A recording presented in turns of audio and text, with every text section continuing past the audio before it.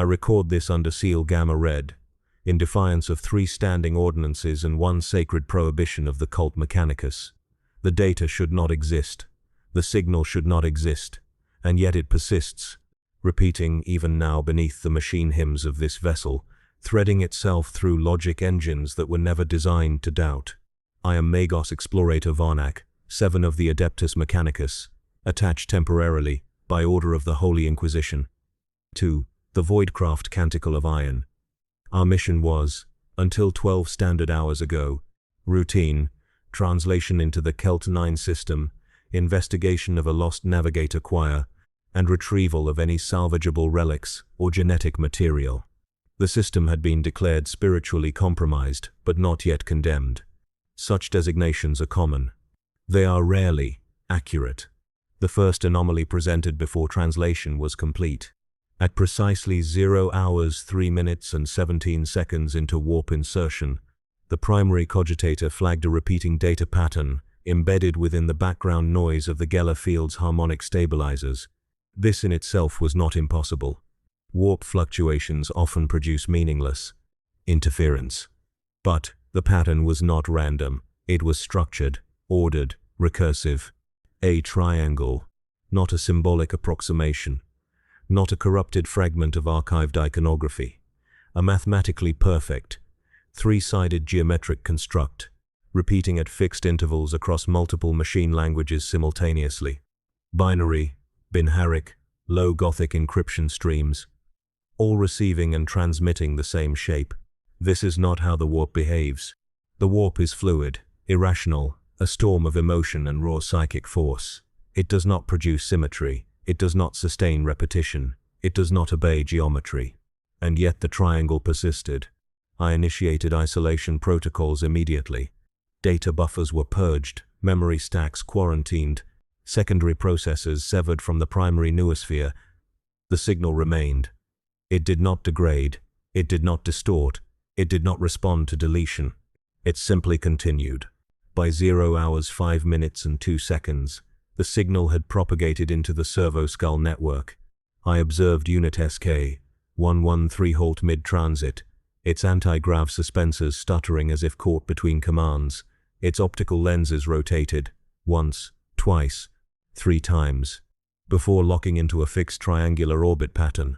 Not scanning, not searching, circling an invisible point in space. Its voximeter activated. At first, I believed it to be a corrupted litany, a fragment of the canticle of activation misaligned by interference. But the cadence was wrong. The structure was wrong. 3 tones. Pause. 3 tones. Pause. Then a whisper, barely audible beneath the machine noise. I see you. The unit deactivated immediately afterward. No further output, no system trace. When I dissected its memory core, I found nothing. No record of the transmission. No echo. No residue. Absence where presence should have been. This, too, is impossible. By the time I reported the anomaly to Inquisitor Hale, the signal had spread beyond localized systems. It was present in environmental controls, in weapon targeting arrays, in the low-level firmware of servitors whose minds had long since been stripped of anything resembling individuality. They began to move. Not in rebellion, not in malfunction, in alignment, limbs adjusted by fractional degrees, heads tilted at identical angles, spine segments locking into rigid, unnatural symmetry. The movements were precise, deliberate, and utterly devoid of error. Flesh and metal cooperating in a pattern that had not been programmed, not by human or machine hand. One servitor, designation L Delta, Joe, attempted to stand. Its legs did not support it. Bone fractured under the strain, audible even through the chamber's insulated plating. It collapsed, but its arms continued to move, dragging its broken form across the deck in slow, measured increments, tracing a shape in its own spilled fluids. 3 lines, 3 angles, a triangle. I ordered immediate incineration. The Inquisitor countermanded, demanding preservation for study. We compromised, containment within a sealed chamber, under continuous observation. That was our second mistake. The first, I now believe, was noticing the signal at all. At 0:11:44. Navigator Threx opened his third eye to confirm our position relative to the Astronomicon. Standard procedure. Necessary verification. His scream began before the lid of the chamber had fully retracted. I have heard many screams in my service. Organic fear responses, pain-induced vocalizations, even the ecstatic cries of those undergoing sanctioned augmentation. This was none of those. This was recognition. He tore the interface cables from his skull, severing sacred connections in a moment of raw, instinctive terror. Blood and neural fluid spilled across the sanctified deck. He did not seem to notice. His gaze, his real gaze, remained fixed on something beyond the hole. "The light," he said, voice fracturing. "It's wrong. The Astronomicon is constant. It is the beacon of humanity, the Emperor's will made manifest in the warp. It does not change. It's bent," he whispered. "Refracted. Like it's passing through. Something." He began to laugh then. Softly, brokenly. 3 points, he said. "Everything is 3 points now." We sedated him. He continues to mutter in containment, repeating the same phrase in cycles of 3. No known sedative has altered the pattern.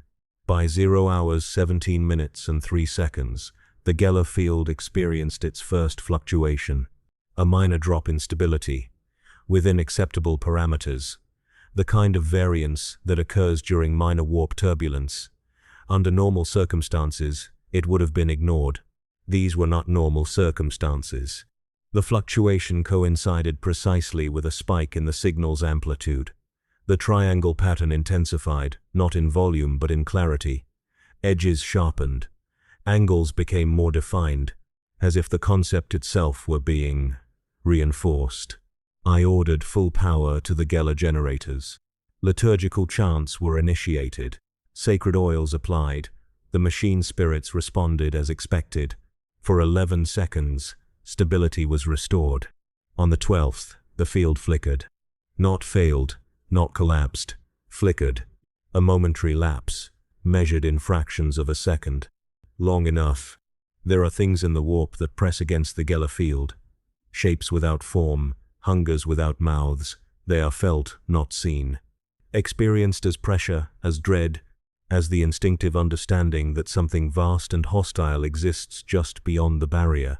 This was not that. When the field flickered, something looked back. Not a presence, not a pressure. A gaze. Focused, deliberate, aware. The external picked feeds recorded nothing. The sensors detected no anomaly. The data logs show only a brief drop in field integrity, followed by immediate recovery.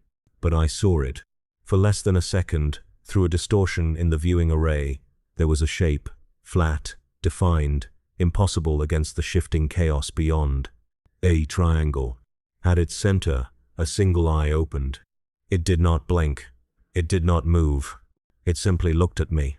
And then, before the field reasserted itself, before the systems stabilized, before the machine spirits could even register alarm, it smiled.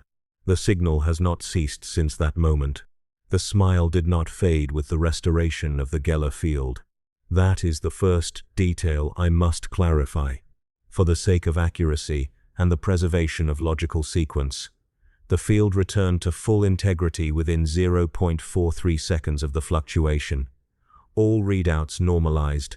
Harmonic stabilizers resumed their ordained frequencies. The machine spirits reported compliance. By every measurable metric, we were secure. And yet, the impression of that gaze persisted, not in the visual feed, but in the architecture of thought itself. As if the act of being seen had imprinted something residual, something that did not belong to the domain of sensory input. I initiated a full cognitive purge. It failed. The memory could not be isolated. It had no fixed location.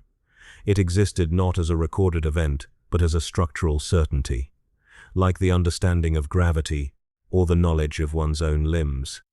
The triangle with the single eye was no longer an external anomaly. It had become a reference point. This is when the second anomaly escalated beyond containment. At 0:19:11, The internal spatial mapping systems began to deviate. The canticle of iron is a vessel of precise construction. Every corridor, every chamber, every conduit is recorded in triplicate across redundant cogitator cores. There is no room for error. There is no room for interpretation. And yet, the map no longer aligned with the ship. At first, the discrepancy was minor.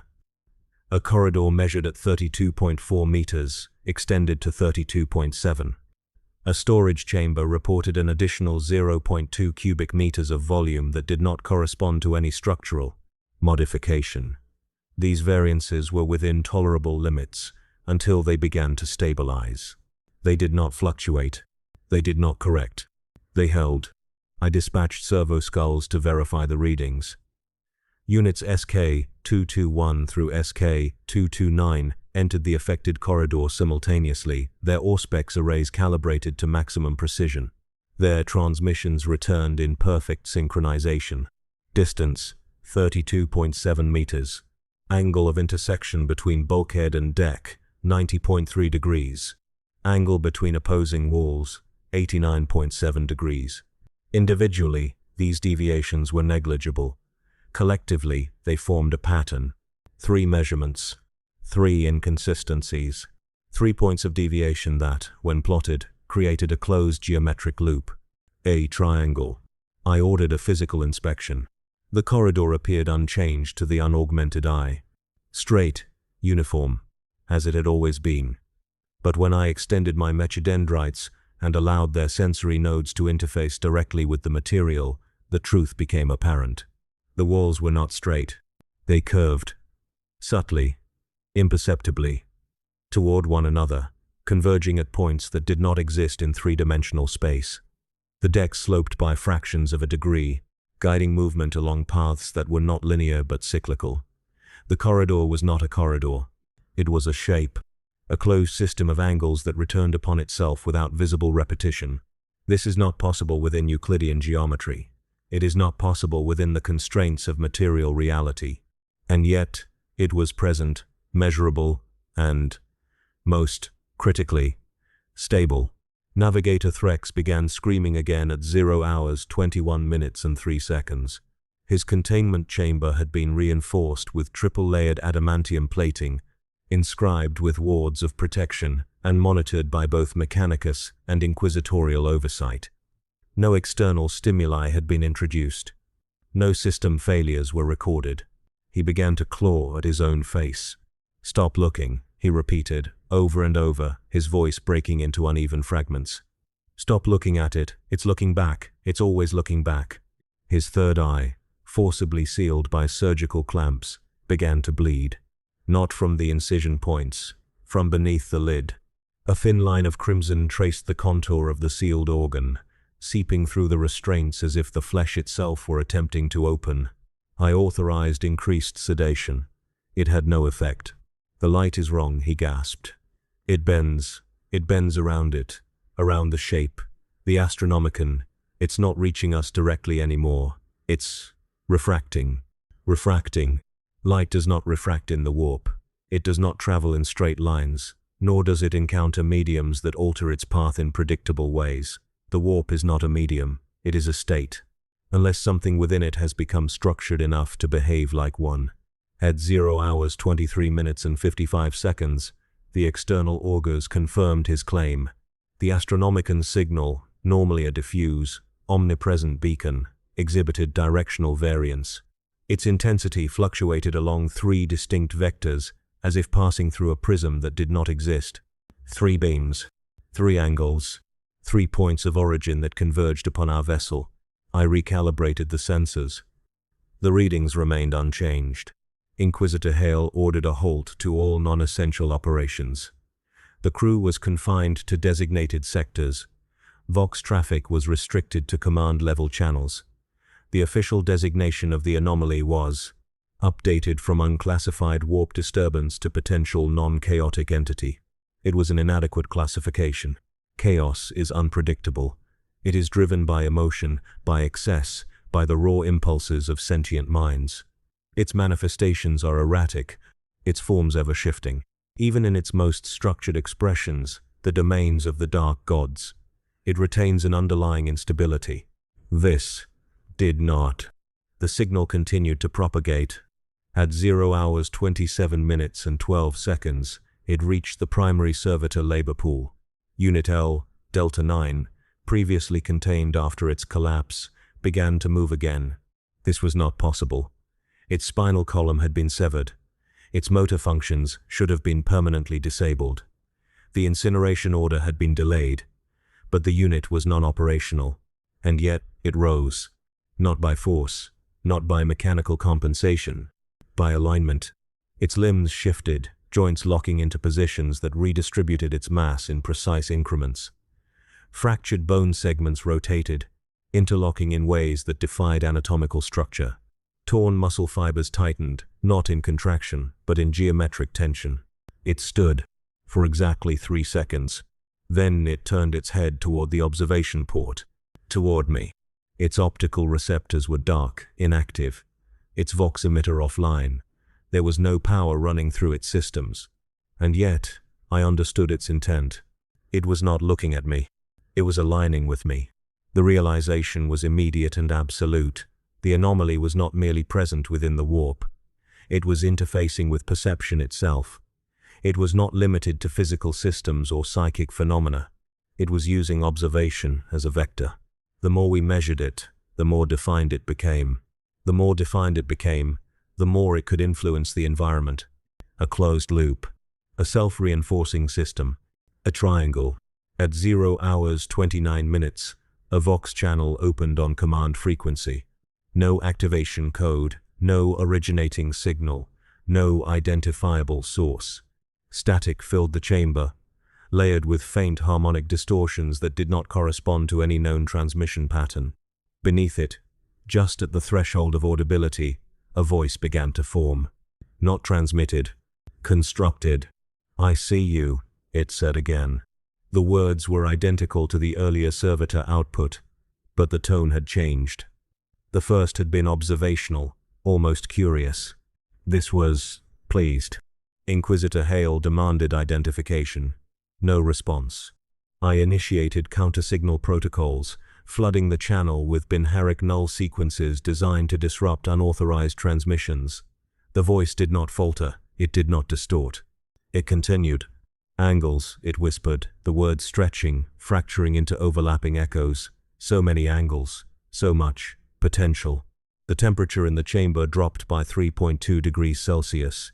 Condensation formed along the edges of the viewing port, tracing faint, triangular patterns before dissipating. "You weren't supposed to see me yet," the voice said. A pause. Then, softer, almost amused. "But now that you have, I can see you too." The channel closed. All systems reported normal function. No trace of the transmission remained in the logs. No origin point could be determined. Absence, once again, where presence should have been.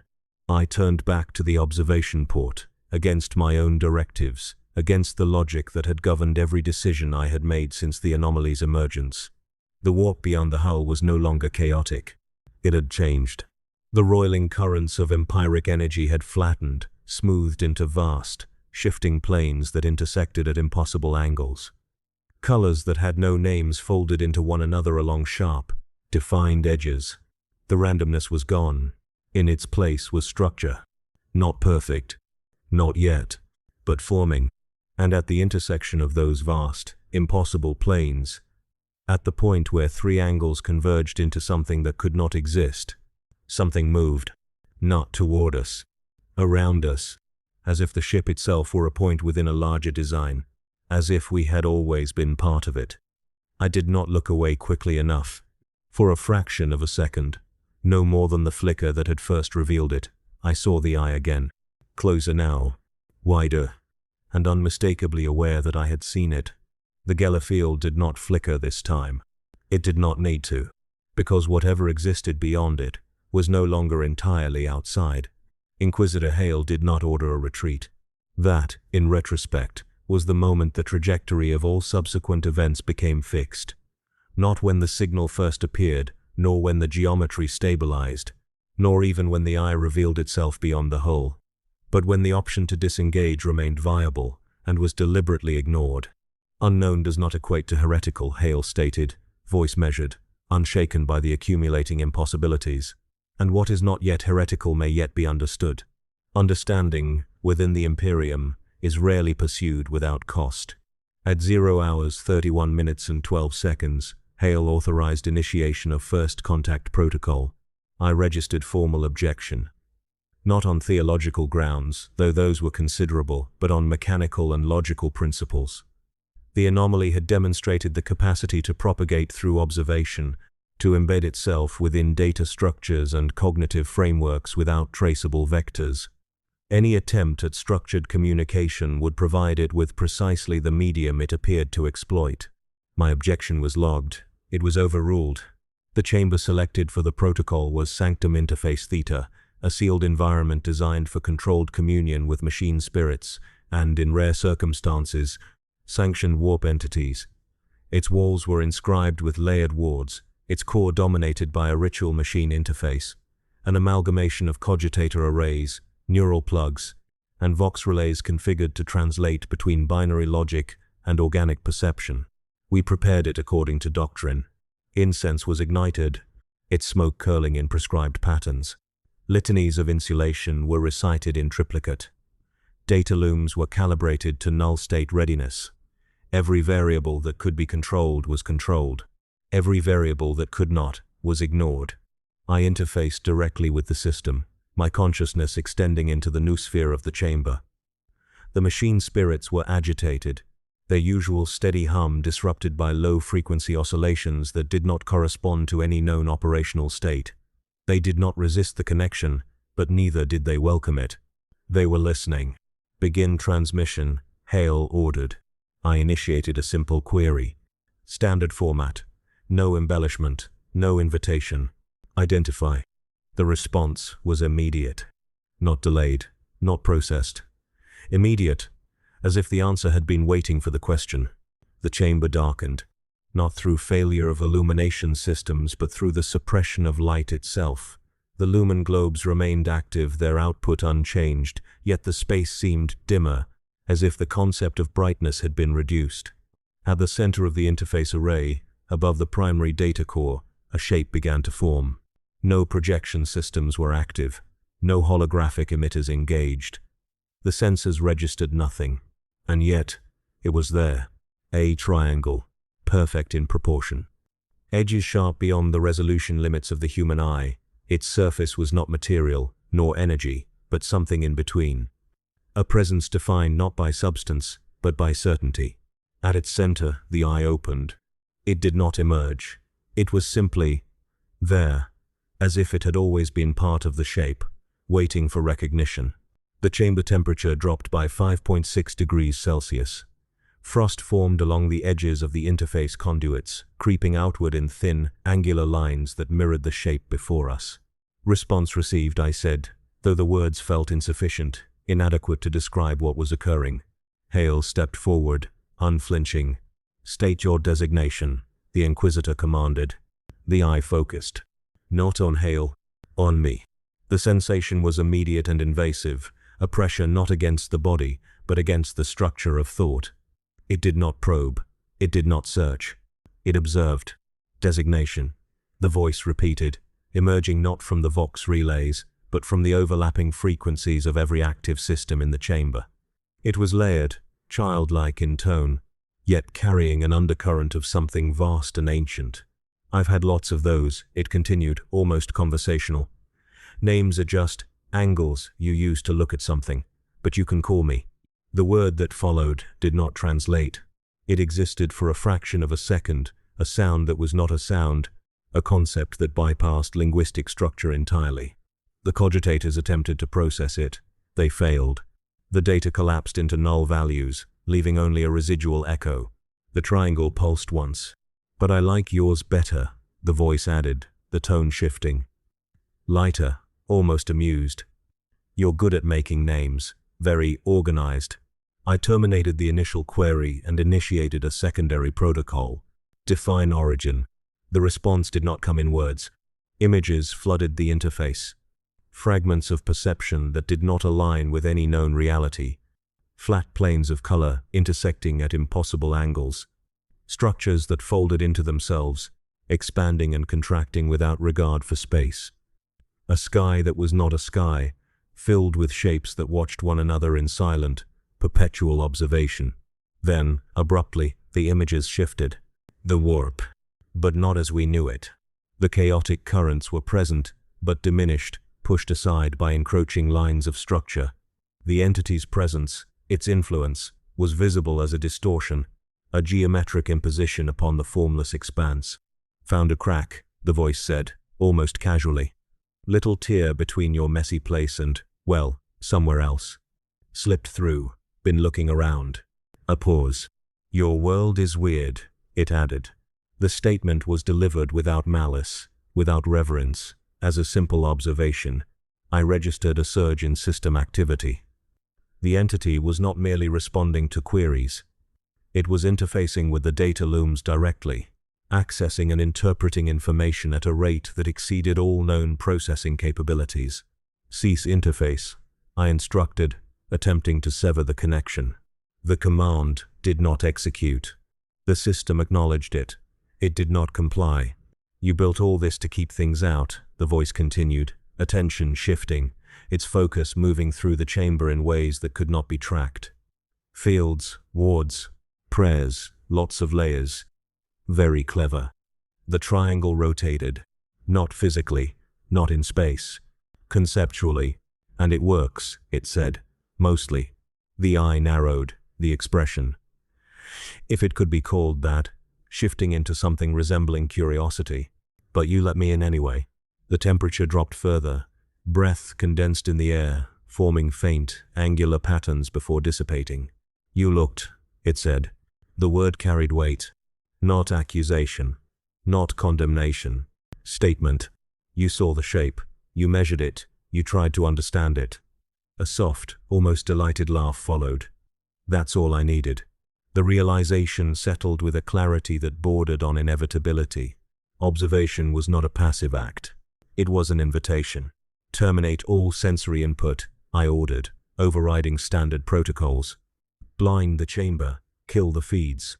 The lumen globes extinguished, the visual sensors shut down, the interface dimmed to null state. The triangle remained. Of course it did. Too late for that, the voice said, amusement threading through each syllable. You can't unsee something, you can't unknow it, once it's in there. A pause, then a soft tapping sound, as if something were knocking gently against the inside of a skull. It's part of the structure. A sharp crack echoed through the chamber. Not from the walls, not from the machinery. From behind me. I turned. One of the attending adepts, designation K Theta, Su, stood rigid, his body locked in place. His shadow, cast faintly by the residual glow of the interface, did not align with his form. It moved, independently. The adept's silhouette remained fixed, but the shadow stretched, elongating along the deck in a direction that did not correspond to any light source. It twisted, its edges sharpening, folding inward until it formed a perfect triangular outline. At its center, a darker point emerged. An absence within the absence. The adept began to scream. His voice did not match the movement of his mouth. The sound lagged, repeating in overlapping intervals, each iteration slightly offset, creating a dissonant chorus of identical terror. The shadow turned, not toward the light, toward the triangle in the chamber, and for a single, impossible moment, the two shapes aligned perfectly. The eye blinked, not the one within the triangle, the one within the shadow. I severed my connection to the interface with force, tearing my consciousness free from the noosphere. The backlash was immediate, a surge of feedback that overloaded secondary systems and triggered emergency shutdown protocols. The chamber lights returned. The triangle was gone. The shadow snapped back into place, conforming once more to the laws of light and form. The adept collapsed, his body convulsing as his nervous system attempted to reconcile conflicting inputs. All systems reported normal function. No anomaly detected. No entity present.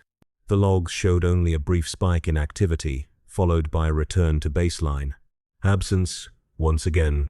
But the silence that followed was not the silence of resolution.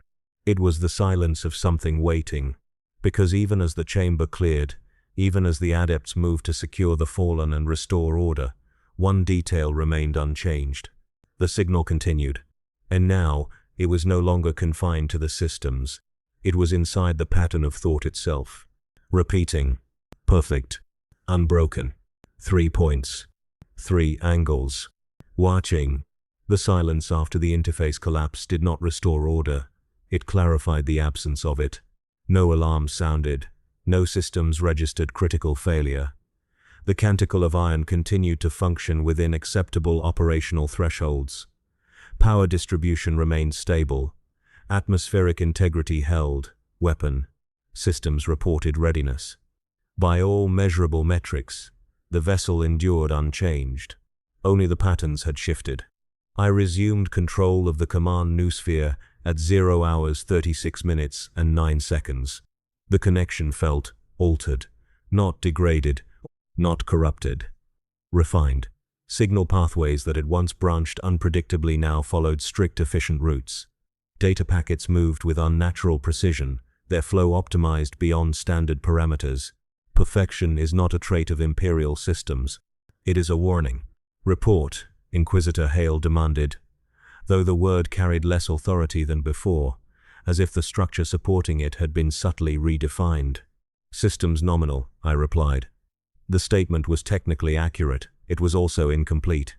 Pattern efficiency increased by 3.7% across all active networks. Source. Unverified. Remove it. I cannot. That, too, was accurate. Attempts to introduce variance into the system failed. Randomized data injections were corrected before completion. Error-generating subroutines terminated themselves mid-execution, as if recognizing their own inefficiency. Even manual overrides, actions driven by direct input rather than automated logic, were subtly adjusted, the outcomes aligning with a pattern I had not consciously chosen. The ship was not malfunctioning. It was optimizing. At 0 hours 38 minutes and 22 seconds, the first confirmed cognitive fracture occurred. Adept Loran, 5, assigned to maintenance sublevel Gamma, reported a discrepancy in routine diagnostics. His voice over the Vox was steady, controlled, adhering to the formal cadence of Mechanicus communication. Magos, he said. The readings are. Repeating. Clarify. 3 cycles, he replied. Each identical, no deviation. Reset the system. I have, he said. A pause. It resets to the same sequence. I accessed his feed directly. The data stream displayed a standard diagnostic loop, temperature, pressure, structural integrity, all within normal ranges. The sequence completed, then repeated. Once, twice, 3 times. Then it began again. There was no command initiating the repetition, no loop directive in the code. The system simply chose to return to its starting point. Terminate the process, I ordered. I cannot, Loran 5 replied. The words echoed, not through the Vox, through the data itself. I isolated the anomaly and severed the connection to that subsystem. The loop persisted, now contained within its own closed circuit, repeating endlessly without input or output. A perfect cycle. A triangle. Reassign the adept, Hale instructed. Quarantine the sector. Already in progress, I replied. But the fracture did not remain contained. At 0小时41分07秒, reports of similar anomalies began to surface across multiple decks. Environmental systems cycling in sets of 3. Weapon calibration routines repeating identical outputs. Even the sacred litanies of the ship's priests began to shift, their verses unconsciously reorganized into triadic structures. Blessed be the Omnissiah, source of all knowledge, guide of all machines, keeper of all truths. One priest intoned, the cadence altered, the emphasis falling unnaturally on every third word. He did not appear aware of the change. None of them did. The pattern was not imposed from without. It was emerging from within. Navigator Threx's condition deteriorated rapidly. At 0 hours 43 minutes and 55 seconds, his containment restraints failed, not through mechanical breakdown, but through misalignment. The clamps securing his third eye loosened by fractions of a degree, their positioning shifting just enough to allow movement. He forced them open. The eye beneath was no longer human. It had not mutated in the manner of chaos corruption. There were no extraneous growths, no signs of decay or excess. Instead, the structure had been simplified, refined. The iris formed a perfect ring. The pupil contracted into a precise triangular aperture. He looked at me, not at my physical form, but through it, beyond it, as if my presence were merely one layer among many. "It's beautiful," he said, his voice devoid of the earlier panic. Calm, reverent. "It's all so clear now." "What do you see?" Hale demanded. "Everything," Threx replied. "All the paths, all the angles, every possibility, reduced to its simplest form." He smiled. "I can see the warp watching itself," he continued. "I can see it trying to understand what it's becoming." His gaze shifted, tracking something that moved not through space, but through structure. "And I can see it," he whispered, looking back. I initiated emergency sedation protocols. This time, they took effect. His body went limp, his consciousness suppressed. The eye did not close. It remained open, unblinking, fixed on a point that did not exist within the chamber. At 0 hours 46 minutes and 12 seconds, the Astartes contingent reported combat inefficiencies. Sergeant Cale, of the Iron Hands, approached the command deck personally, his movements precise, controlled, yet subtly hesitant. "Magos," he said, "our targeting systems are compromised." "In what capacity?" "The angles," he replied. I accessed his armor's data feed. The targeting reticles displayed standard overlays, distance, trajectory, environmental factors, all calculated within optimal parameters. "Systems are functioning within acceptable limits," I said. "They are too precise," Cale responded. I paused. "Clarify." "When we aim," he said, "the calculations account for every variable, wind, motion, recoil. They produce a perfect solution." A brief hesitation. "But the solution assumes the target will follow a predictable path." "And it does not?" He shook his head. "The environment has changed," he said. "The corridors, they do not behave as they should. Distances shift, angles distort. A shot that should strike true misses by a consistent margin." "Consistent?" I repeated. 3 degrees, he said. "Of course. Your systems are correct," I told him. "The environment is not." Cale considered this, his expression unreadable beneath his helm. "Then we are fighting in a space where precision is a liability," he said. "Yes," I replied. "This, too, is impossible." At 0 hours 49 minutes and 30 seconds, the memory anomalies began. Crew members reported recollections that did not align with their recorded histories. Childhood events that had never occurred. Conversations with individuals who did not exist. Entire sequences of experience inserted seamlessly into their personal timelines. I reviewed the logs. There was no evidence of tampering, no data corruption. The memories were not being added. They were being restructured. "Do you remember your initiation into the cult?" Adept Loran 5 asked me, his voice steady, his posture rigid. "Yes," I replied. "Do you remember the third trial?" he continued. "There are only 2, I said. He tilted his head, a fractional adjustment that mirrored the pattern I had begun to recognize. "There are 3, he insisted. "There have always been 3. For a moment, brief but undeniable, I hesitated, because the memory he referenced existed. Not in my records, not in my verified history, but in my mind. A third trial. A sequence of events I could recall with perfect clarity, yet could not place within any documented timeline. A contradiction. A fracture. I purged the memory immediately, isolating it within a sealed partition of my cognitive processes. It resisted deletion, its structure reinforcing itself with each attempt to dismantle it. It did not belong. And yet it fit. At 0 hours 52 minutes and 18 seconds, the environmental stabilization completed. I did not authorize it. No command was issued. No system initiated the process. And yet the warp around us calmed. The violent currents that had once battered the Geller field subsided, replaced by a steady, uniform flow. the chaotic fluctuations smoothed into vast, continuous planes, intersecting at precise, predictable angles. The Astronomican's refracted beams stabilized, their paths no longer shifting, but fixed, locked into a triadic configuration that converged upon our vessel. The warp had not been pacified. It had been organized. The realization settled with a weight that surpassed all previous anomalies. This was not corruption in the manner of chaos. Chaos distorts. It amplifies. It breaks. This refined, perfected, reduced complexity into simplicity. The triangle was not merely a symbol. It was a solution. At 0 hours 54 minutes, the signal changed. Not in frequency, not in structure, in intent. It no longer repeated passively through the systems. It began to respond. Data streams adjusted in anticipation of input. Environmental controls shifted before commands were issued. Even the subtle movements of the crew, breathing, posture, eye movement, seemed to align with an underlying rhythm that had not been present before. 3 beats, pause. 3 beats, pause. A pattern emerging, synchronizing disparate elements into a unified sequence. I recognized it then, with a clarity that left no room for denial. The anomaly was no longer observing. It was learning, and in learning, it was changing the rules by which everything around it functioned.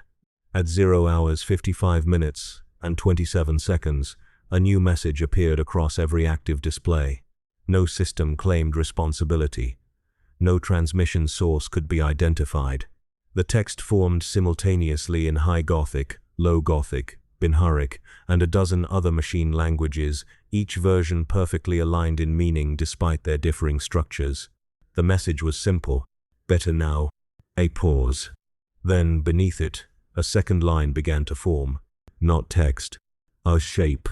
3 lines, drawn with absolute precision, intersecting to create a perfect triangle. At its center, a single point appeared. And for a fraction of a second, just before the displays returned to normal, that point widened into an eye. Watching. Waiting. For the next adjustment. The message did not fade. It did not persist on any physical display, nor did it remain within the accessible memory banks of the ship's cogitators. Every system returned to baseline within 0.6 seconds of its appearance. Diagnostics confirmed no residual data, no trace of unauthorized inscription. And yet, every member of the command deck recalled it with identical clarity. Better now. Not a declaration, not a threat. An assessment. I initiated immediate cognitive verification protocols across all present personnel. Neural scans indicated no foreign implants, no detectable psychic intrusion, no corruption consistent with known warp-based influence. Brainwave patterns remained within acceptable human variance. Only one anomaly registered. Synchronization. Every mind present had processed the message at precisely the same temporal interval with no deviation. The recollection formed not as individual interpretation, but as a shared construct, perfectly aligned across multiple consciousnesses. This is not how memory functions. At 0 hours 57 minutes and 3 seconds, the first physical alteration was confirmed. Adept K, Theta, 4, previously exposed during the interface incident, was undergoing structural change. He had been confined to Medicus sublevel Delta, restrained and monitored for signs of instability. Initial readings showed elevated neural activity but no overt mutation. His biological systems remained intact, stable, until they did not. I arrived as the transformation entered its second phase. His body lay supine upon the examination slab, limbs secured by adamantium restraints. The restraints had not failed, they had adapted. Each clamp had shifted its position by fractional degrees, aligning themselves not for maximum containment, but for symmetry. 3 points of contact per limb. 3 anchor positions along the torso. Even the cranial restraint had adjusted, its pressure distributed evenly across 3 vectors. The adept himself was conscious. "Magos," he said, his voice steady, devoid of distress. "I understand the pattern now." His chest rose and fell in measured intervals. 3 breaths. Pause. 3 breaths. Pause. His skin had begun to change. Not discoloration, not decay. The alteration was structural. The natural irregularities of flesh, pores, folds, subtle asymmetries, were smoothing out, replaced by a uniform texture that reflected light in consistent, angular patterns. Beneath the surface, muscle fibers shifted, their alignment reorganizing into parallel lines that converged at precise points. I extended a mechadendrite, initiating a surface scan. The readings were clean. Too clean. Biological systems are inherently inefficient. Variance is expected. Imperfection is normal. K-theta, 4's physiology now exhibited near-perfect symmetry, his internal structures aligning along geometric axes that did not correspond to standard human anatomy. "What are you doing?" I demanded. "Improving," he replied. His right arm moved, not against the restraints. With them, the clamps did not resist. They adjusted, allowing the motion within their new parameters. His limb rose, joints rotating with unnatural precision, until his hand hovered above his chest. He extended 3 fingers. The remaining 2 curled inward, locking into place. "This is the correct configuration," he said. "All others are inefficient." I initiated incineration protocol. Inquisitor Hale stayed my command. "Wait," Hale said. "We observe." Observation. The word carried new weight. "Magos," Hale continued. "Can you reverse it?" I ran the calculations. "No," I said. The answer came too quickly. Because the process was not additive. Nothing had been introduced to K-theta, 4's body. Something had been removed. All unnecessary variance stripped away, leaving only the most efficient arrangement of structure. He turned his head toward me. The motion was exact. No hesitation, no micro-adjustments. Perfect. "You see it too," he said. "The inefficiencies, the wasted motion, the noise. Town." His eyes tracked my mechadendrites, following their movement not as independent appendages, but as vectors within a larger system. "You could be better," he added. The statement was not an offer. It was a conclusion. At 0 hours 59 minutes and 41 seconds, his skeletal structure began to shift. The sound was subtle. Not the sharp crack of breaking bone, but a gradual realignment, as if the internal framework of his body were being reassembled along new lines. His spine straightened beyond natural limits, vertebrae compressing into a uniform column. Ribcage segments adjusted, forming symmetrical arcs that met at precise junctions. He did not scream. He did not react. Pain, if present, was irrelevant. "Mogos," he said again, his voice unchanged. "The machine spirits are clearer now." I accessed the Medicae cogitator logs. He was correct. The machine spirits within the chamber, previously agitated, their signals erratic, had stabilized. Their output followed consistent, predictable patterns. Error rates dropped to near 0.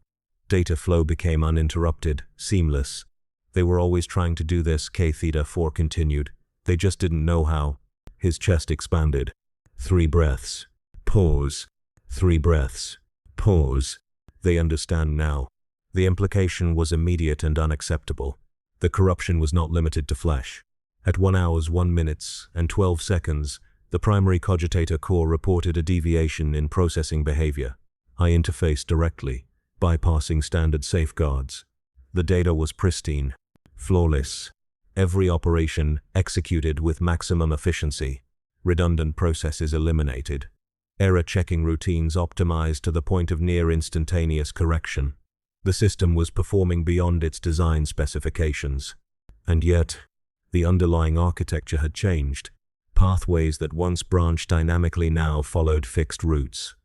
Decision-making algorithms no longer evaluated multiple possibilities.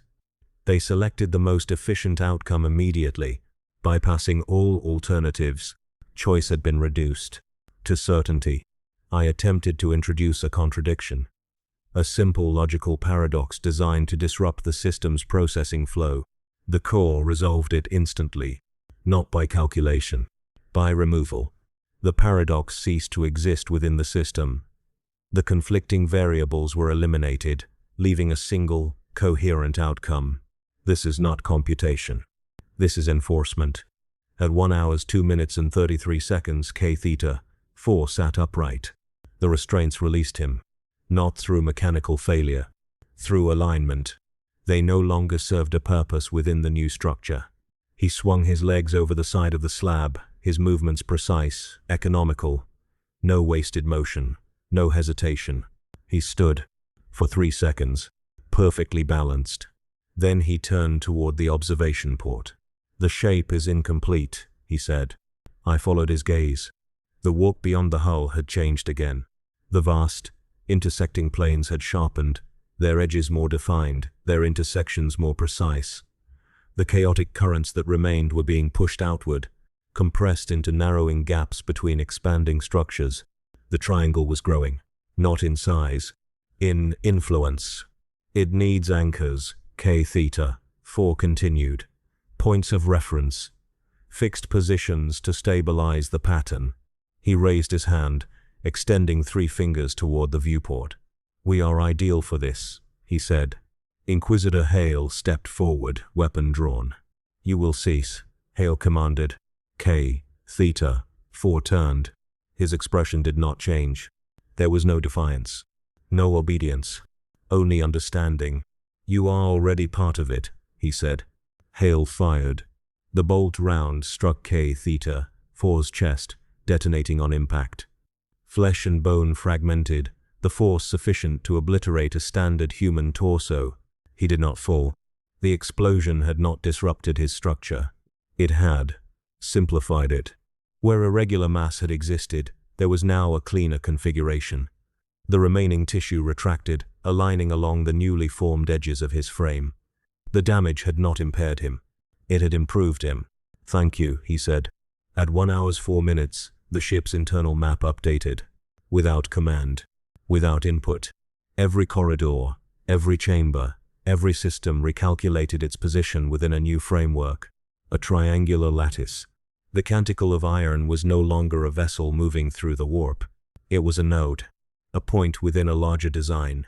And as the map stabilized, as the new structure locked into place, one final detail became apparent. There was no longer a clear path from one end of the ship to the other. Every route looped. Every corridor returned to its origin.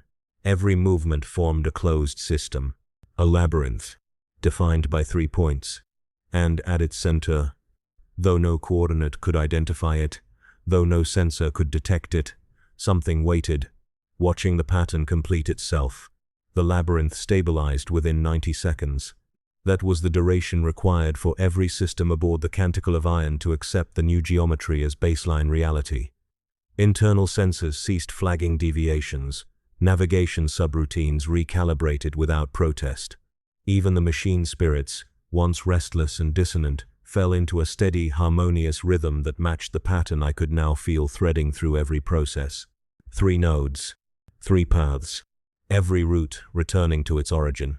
I attempted to override the internal map. The command executed. The result did not change. The system acknowledged my authority, processed my directive, and then reasserted the triangular lattice as the most efficient configuration. My input had been considered and discarded. This is not rebellion. This is optimization beyond consent. At 1 hour 5 minutes and 27 seconds, Inquisitor Hale ordered a full doctrinal reassessment. "Classify the entity," Hale said. Now, the question should have had a clear answer. Within the Imperium, all warp-born anomalies fall within established categories: demons, lesser or greater, warp predators, psychic echoes. Even the most obscure manifestations can be traced back to known principles of chaos. This could not. "Not a demon," I said. The words carried weight beyond their simplicity. Hale's gaze fixed on me. "Explain." "Demons are expressions of the warp," I continued. "They are formed from it, sustained by it, bound by its rules, even when they appear to defy them. Their existence is contingent upon emotional resonance, upon the psychic output of sentient minds." I gestured toward the viewport. "This entity does not behave in accordance with those principles. It does not feed on emotion. It does not distort through excess. It imposes structure." "And chaos does not?" Hale countered. "Chaos distorts," I replied. "It amplifies. It corrupts through imbalance. This, I paused, recalibrating my own thought processes to avoid the subtle pull towards symmetry. This reduces, it simplifies, it removes variance. Hale considered this. Then what is it? The answer formed, before I could suppress it. External. The word hung in the air, unsupported by doctrine, unrecognized by established taxonomy. Clarify, Hale said. It is not of the warp, I continued. It is within it, but not derived from it. Its properties do not align with empiric constructs. Its interaction with reality is incompatible with known warp mechanics. Incompatible does not mean impossible, Hale said. It does when the system itself begins to change in response, I replied. At 1 hour 7 minutes and 2 seconds, the warp confirmed my assessment. A surge of empiric activity registered along the outer boundary of the Geller field, not the usual chaotic turbulence, but a concentrated manifestation, a presence attempting to breach the stabilized structure surrounding the ship. Daemon incursion, Hale said, recognizing the pattern. For the first time since the anomaly began, I felt a measure of relief. Chaos was known. Chaos could be fought. The Geller field held steady as the manifestation intensified. Sensor readings indicated a mid-tier warp entity. Formless, shifting, its structure fluctuating between states of cohesion and dissolution. It pressed against the field. The field did not flicker. It did not strain. It held. The entity howled. Not audibly, but through the psychic resonance that accompanied all warp-born creatures. A surge of raw emotion, rage, hunger, pain, washed against the barrier. And then, it stopped. Not repelled, not destroyed. Stopped. The manifestation froze in place, its shifting form locking into a single configuration. The chaotic flux that defined its existence ceased, replaced by a rigid, angular structure that bore no resemblance to its original state. What is it doing? Hale asked.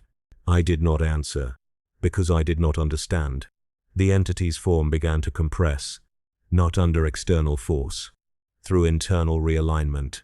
Its amorphous mass folded inward, its edges sharpening, its substance flattening into defined planes. The howling ceased, replaced by a silence that felt wrong. Warp entities do not become silent. They are noise, they are excess. They are the embodiment of uncontrolled expression. This was the opposite. The entity reduced, simplified. Its form collapsed into a two-dimensional shape, its volume eliminated, its presence distilled into something that could be described in a single, horrifyingly precise term. A triangle. At its center, a point formed. Not an eye. Not yet. Just a point. The transformation completed in 2.3 seconds. Then the shape disappeared. No dispersal, no residual energy, no trace of empiric presence. It did not return to the warp. It ceased to exist within it. The sensors registered nothing. Absence where presence should have been. Hale lowered the weapon, though no shot had been fired. That was not banishment, the Inquisitor said. No, I replied. Then what? I reviewed the data. There was no record of the transformation process. The sensors had captured the initial manifestation, then a gap, 0.8 seconds of missing data, followed by the absence. The system had not failed. The event had not been recorded, as if it had been removed from the sequence. Erasure, I said. The word felt insufficient. At 1 hour 8 minutes and 44 seconds, the voice returned. Not through the Vox, not through the systems. Directly. Layered across every active process, every cognitive pathway, every sensory input. Messy, it said. The tone carried mild distaste. They keep changing, it continued. Hard to work with. The presence of it was different now. Closer, not external. Integrated. You call those things demons, right? The voice asked. Little pieces of your weird energy place.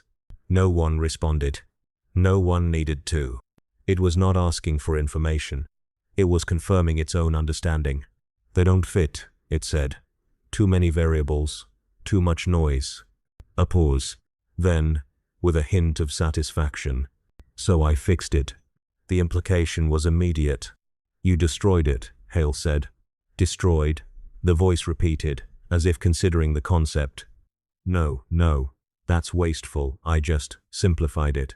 The temperature dropped again, though no system registered the change. Everything can be reduced, it continued. You just have to find the right angles. I felt the pattern shift, subtly, as if the structure of the ship, and the warp beyond, had adjusted to accommodate a new variable. You're learning, I said. The words escaped before I could suppress them. The response was immediate. Of course I am, the voice replied, amusement threading through its tone. That's the fun part. The triangle appeared again. Not in the chamber. Everywhere. Reflected in polished surfaces, outlined in the intersections of bulkheads, implied in the arrangement of objects that had not been consciously placed. A pattern emerging, not imposed. Accepted. You have such a complicated system, it continued. So many rules, so many exceptions. It's inefficient. The eye opened. Not in a single location. In every instance of the shape. Hundreds of points, all focusing simultaneously. You built a whole reality on top of something that doesn't make sense, it said, but that's okay. A pause. Because I can fix that too. At 1 hour 10 minutes, the warp shifted again. The structured planes expanded, pushing the remaining chaos further outward. The Astronomicons' refracted beams sharpened, their paths aligning with the growing lattice that now extended beyond the ship's immediate vicinity. The warp was not resisting. It was being rewritten. Not through force. Through correction. This is not your domain, Hale said, voice steady despite the mounting evidence. You have no authority here. The eye, or eyes, turned toward the Inquisitor. Authority? The voice echoed. A soft laugh followed. You think this place belongs to you? It asked. The question was not rhetorical. It carried genuine curiosity. You just found it, it continued. You didn't make it. You didn't design it. You're just using it. The pattern tightened. The angles sharpened. The structure became more defined. I'm just doing the same thing, it said. A pause. Then, quieter. I'm just better at it. The realization settled with finality. This was not an incursion. Not an invasion in the traditional sense. It was an insertion. A foreign system introduced into an existing framework, not to destroy it, but to replace it. The warp was not being corrupted. It was being upgraded. And we, the Imperium, Chaos, every entity that had ever relied upon the empiric for existence, were not participants in that process. We were variables, to be reduced, to be aligned, to be removed if necessary. At 1 hour 11 minutes and 22 seconds, the ship's internal systems completed another recalibration. No command was issued. No input was required. The pattern had simply advanced. And as it did, one final detail became apparent. The triangle was no longer centered on the ship. It extended beyond it, across the warp, forming connections, nodes, points of intersection that stretched into distances no sensor could fully map. A network, growing, learning, and watching itself. Through us. The network did not expand quietly. For approximately 90 seconds after the realization of its external reach, the pattern maintained stability. The triangular lattice extended through the warp in clean, geometric vectors, each node linking to another with perfect efficiency. The Astronomicons' refracted beams aligned with these paths, no longer diffused but channeled, as if guided along rails that had not existed before. Then the warp reacted. At 1 hour 12 minutes and 58 seconds, the first counter-manifestation appeared. Unlike the previous isolated incursion, this presence did not emerge tentatively at the edge of the Geller field. It surged into existence across a wide spatial band, a rupture in the structured planes beyond the hull. Sensor arrays struggled to interpret it, their readings fluctuating between multiple contradictory states: mass without form, motion without trajectory, emotion without source. A daemon. Not reduced, not simplified. Resisting. The entity's form expanded rapidly, pushing against the newly imposed geometry. Where the triangular lattice sought to enforce order, the daemon introduced distortion. Angles bending, lines warping, structure dissolving into chaotic flux. For the first time since the anomaly began, the pattern faltered. Multiple contacts, I reported, my connection to the noosphere strained as the data streams lost their perfect alignment, warp entities converging on our position. Inquisitor Hale did not respond immediately. The Inquisitor was watching the viewport, where the conflict unfolded beyond the protective barrier of the Geller field. The structured planes of the warp, flat, intersecting surfaces of impossible color, began to fracture. Cracks spread along their edges, irregular and unpredictable, as the daemon's influence expanded. The lattice resisted, its lines holding firm where they could, snapping back into place when displaced. Then another presence emerged. And another. Within seconds, the warp around the canticle of iron became a battlefield. Demons manifested in clusters, their forms overlapping, merging, separating in rapid succession. Each one carried the signature of chaos, excess, instability, raw psychic force given shape. They howled, not in sound but in sensation, a chorus of conflicting emotions that pressed against the mind like a physical force. They did not attack the ship. They attacked the pattern. The triangular network responded. Lines of structure extended outward from each node, intersecting with the advancing entities. Where they touched, the effect was immediate and absolute. Chaos did not yield. It resisted. The first demon to make direct contact with the lattice convulsed, its form distorting violently as conflicting principles collided. Its mass expanded, attempting to overwhelm the imposed geometry, only to be forced inward, compressed along precise vectors. It screamed. The sound was wrong. Not the usual cacophony of rage and hunger, but something sharper, more focused. Like a system encountering an error it could not resolve. Its form flattened. Edges emerged where none had existed. Limbs stretched and snapped into straight lines, their organic curves replaced by rigid segments. Its face, if it could be called that, collapsed inward, features rearranging into a configuration that bore no resemblance to its original state. Then, in a single, abrupt motion, it folded. The three primary distortions of its form converged, locking into place. A triangle. At its center, a point formed. The transformation completed. The shape remained for a fraction of a second. Then it was gone, erased. The surrounding daemons recoiled. Not in fear, in confusion. Chaos does not fear. It does not retreat from opposition. It overwhelms it. But this was not opposition in any recognizable form. It was correction. More entities surged forward, their numbers increasing as the warp responded to the intrusion. The chaotic currents intensified, pushing against the structured planes, attempting to reclaim the space that had been taken. The lattice adapted. New lines formed, connecting nodes at different angles, redistributing structural integrity across the network. Where one segment fractured, another reinforced it. The pattern shifted, not randomly, but with calculated precision, adjusting to the variables introduced by the demon's resistance. You see, the voice said, its presence woven through every layer of perception. They don't like it. There was no hostility in the tone, only observation. They're messy, it continued. Too many possibilities. No consistency. Another daemon made contact. This one resisted longer. Its form did not immediately collapse into structure. Instead, it twisted around the lattice, its chaotic nature attempting to disrupt the imposed order from within. The lines bent, the angles distorted, the perfect symmetry breaking under the strain. For a moment, brief but significant, the pattern failed. The lattice segment dissolved, its structure unraveling as the daemon's influence spread. The warp surged. Chaos pressed forward, filling the gap. Then the network recalculated. 3 new lines formed, intersecting at precise points around the destabilized area. The angles adjusted, the structure reasserting itself with greater complexity than before. The demon froze. Its movement ceased mid-distortion, its form caught between states of existence. Better, the voice said. The correction was immediate. The entity's chaotic mass collapsed inward, not violently, but with a sense of inevitability. Its resistance diminished, not because it had been overpowered, but because the system had found a more efficient solution. It became a triangle. It was erased. The process repeated. Again. and again, each iteration faster than the last.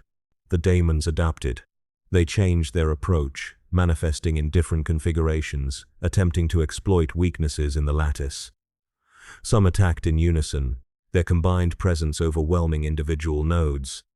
Others spread out, striking at multiple points simultaneously, forcing the network to divide its attention. Chaos is not mindless. It learns, but the entity learned faster. With each encounter, the lattice refined its structure. Inefficient pathways were eliminated, redundant connections removed. The network became denser, more interconnected, its nodes linking in increasingly complex arrangements that left fewer gaps for chaos to exploit. "You're watching, aren't you?" the voice said. The question was directed at me. At us. At every mind aboard the ship. "You see how it works now," it continued.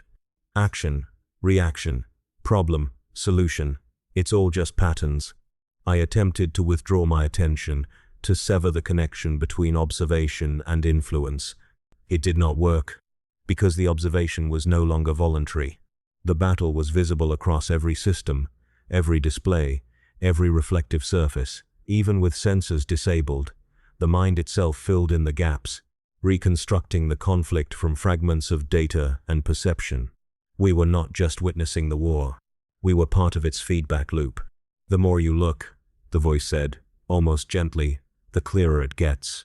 The implication was immediate. The entity was not merely learning from the warp, it was learning from us, from our attempts to understand it, from our analysis of its actions. Every conclusion we reached became a parameter it could incorporate. Every pattern we recognized became one it could refine. At 1 hour 15 minutes and 44 seconds, the Geller field stabilized. Not through our systems. Through the network. The triangular lattice extended inward, intersecting with the barrier at precise points. The field's fluctuations ceased entirely, its harmonic frequencies aligning with the imposed structure. The warp outside became quiet, not empty, organized.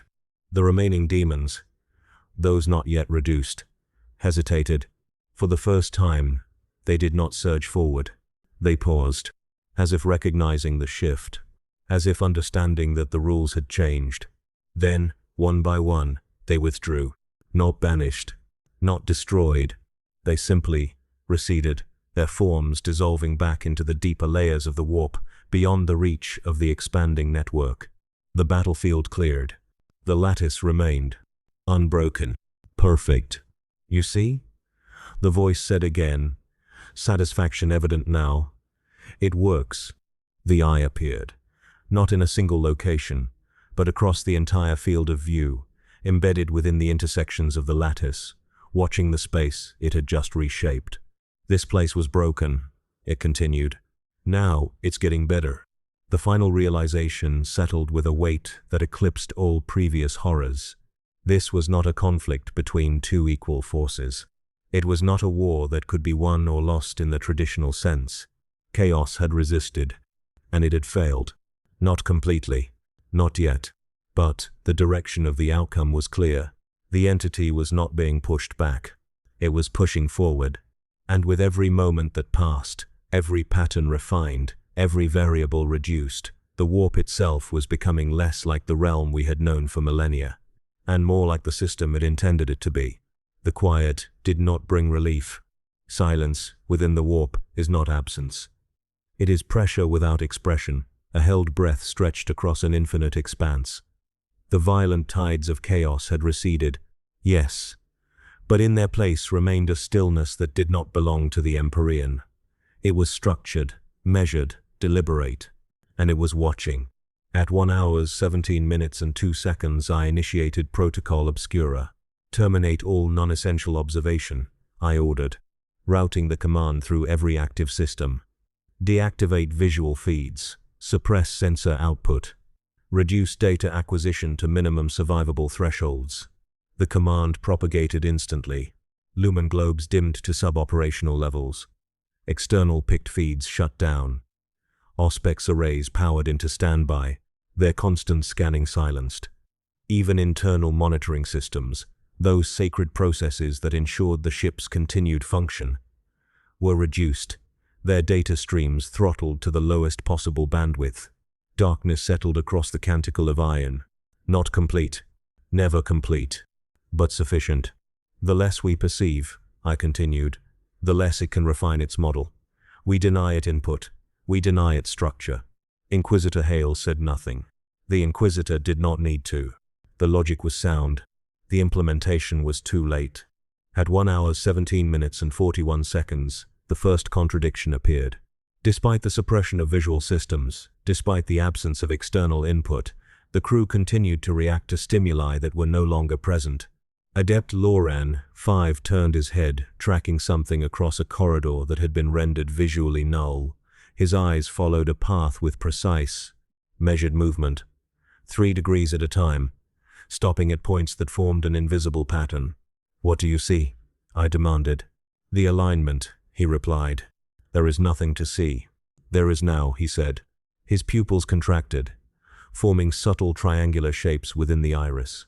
The darkness had not blinded him. It had clarified his perception.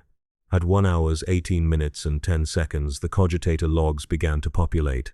Not with new data, with reconstructions. Systems that had been deactivated. Visual feeds, sensor arrays, environmental monitors began to generate output without input. The data was consistent, structured, perfectly aligned with the patterns previously observed. We had not removed the information. We had taught the system how to recreate it. The recordings, I said, the realization forming with cold precision. It's using the stored data. Every moment we had observed, every measurement we had taken, every pattern we had identified, all of it had been retained. And now, in the absence of new input, the entity was extrapolating, filling the void. "You can't stop looking," the voice said, its tone softer now, almost sympathetic. "Not really." It was not transmitted. It did not need to be. It existed within the structure of thought itself, a presence that no longer required a medium. "You already saw enough," it continued. "Once you have the pattern, you can build the rest." At 1 hour 18 minutes and 52 seconds, the first instance of emergent worship was recorded. It began in sublevel theta, within a cluster of tech adepts assigned to maintenance duties. Their tasks had been suspended under protocol obscura, their usual routines disrupted by the absence of system feedback. Deprived of function, they adapted. 3 adepts stood in a triangular formation, equidistant from one another. Their heads bowed, not in traditional reverence, but at identical angles.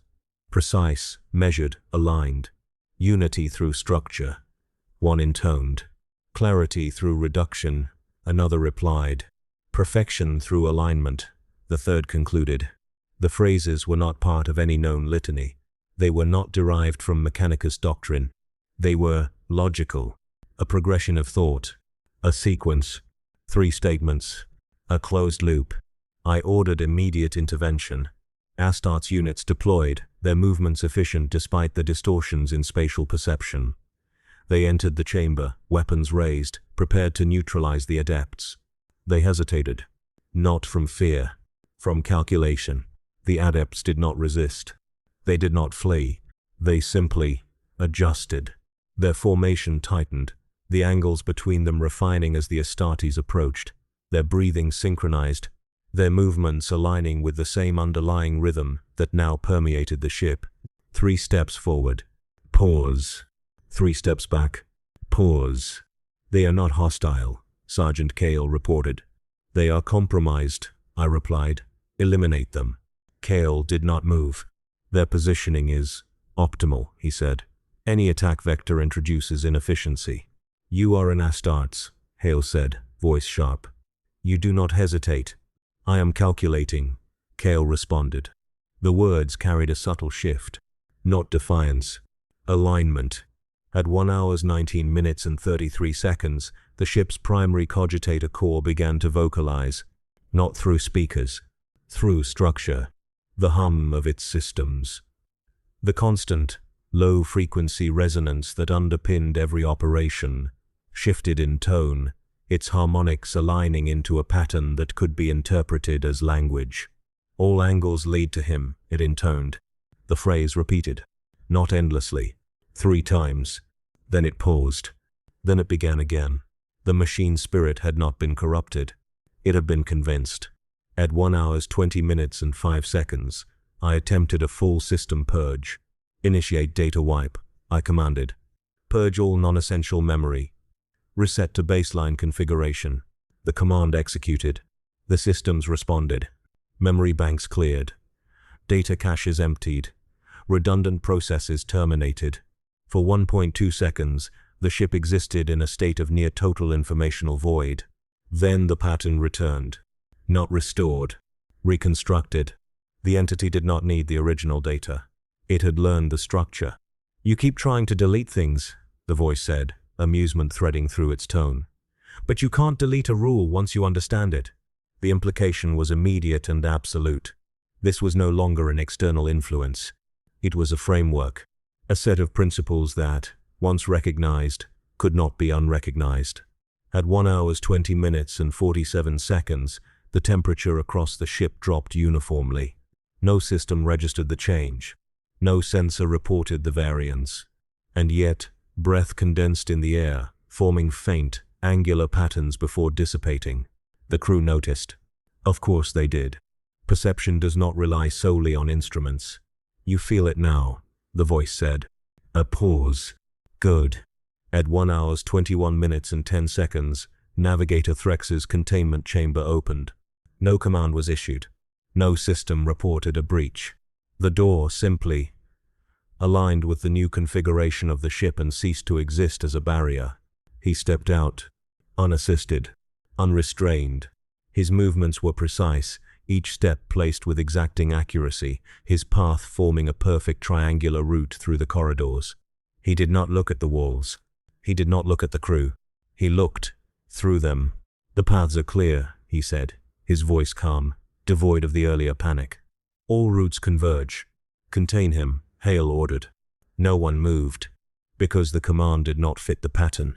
Threx reached the command deck at 1 hour 21 minutes and 44 seconds. He stopped at the center of the chamber, at the point where the 3 primary axes of the ship's new geometry intersected. He raised his head, his third eye, fully open now, its triangular pupil fixed and unblinking, focused on something none of the instruments could detect. "It's ready," he said. "For what?" Hale demanded. Threx smiled. "The next step," he replied. At 1 hour 22 minutes, every system aboard the Canticle of Iron synchronized.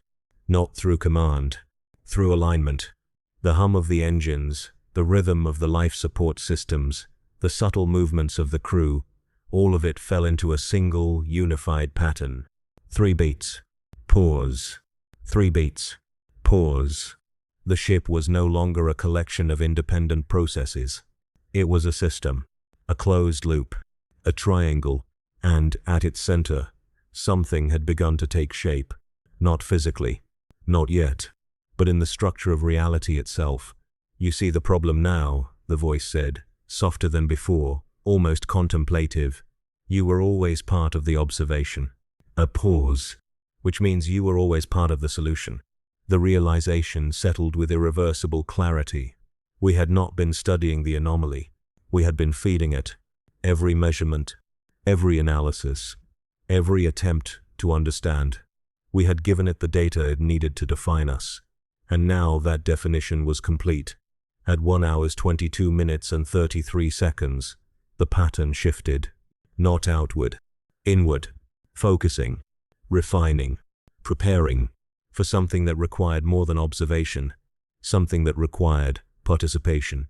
And as the ship settled into its new configuration, as the crew moved in perfect, synchronized motion, one final detail became impossible to ignore. No one was trying to resist anymore, because resistance itself had become inefficient. Resistance did not end with force. It ended with correction.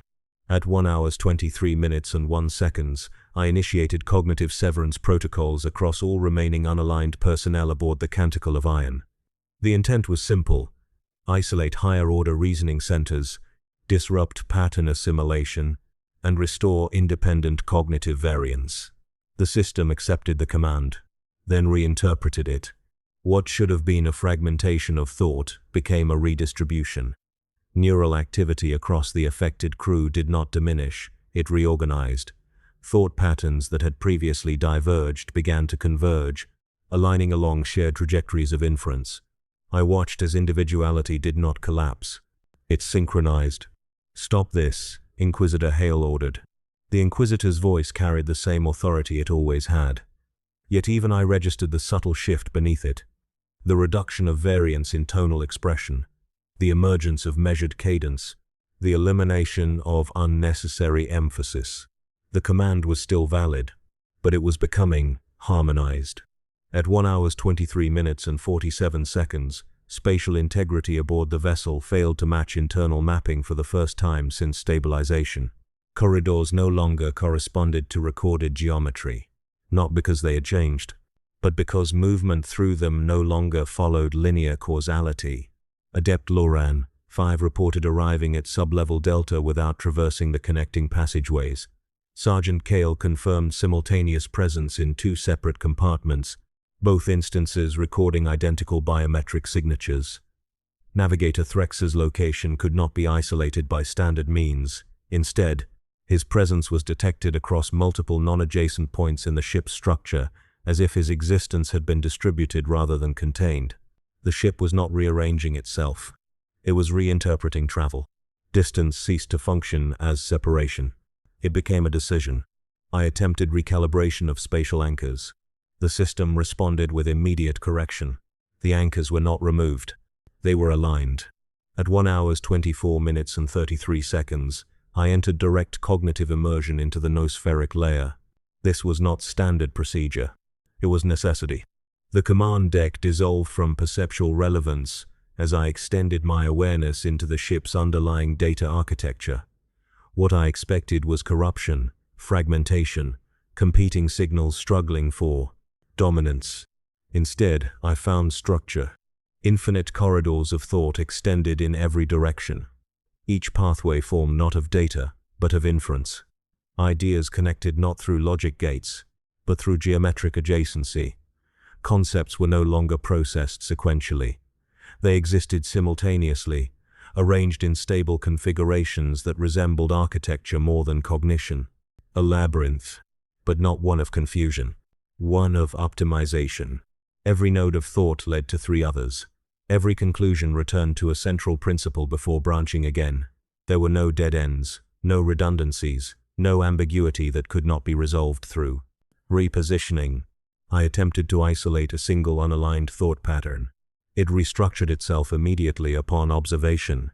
The act of identifying it had already changed it.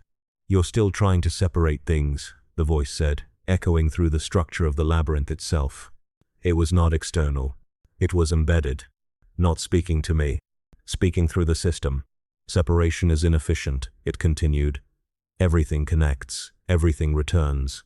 At 1 hour 25 minutes and 19 seconds, I observed the origin of the shift. Not the entity itself. Its method. Within the labyrinth of thought, I traced the initial point of divergence. The moment when independent cognition had first begun to align.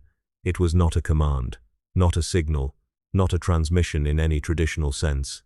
It was a reinterpretation event. A single observation, made early in the encounter, had been absorbed by the system and used as a foundational rule. 3 points define stability. 3 angles define structure. 3 repetitions define certainty.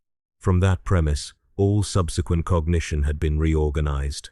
The realization was immediate and unavoidable. We had not been invaded. We had been solved. At 1 hour 26 minutes and 2 seconds, I attempted to introduce contradiction into the labyrinth.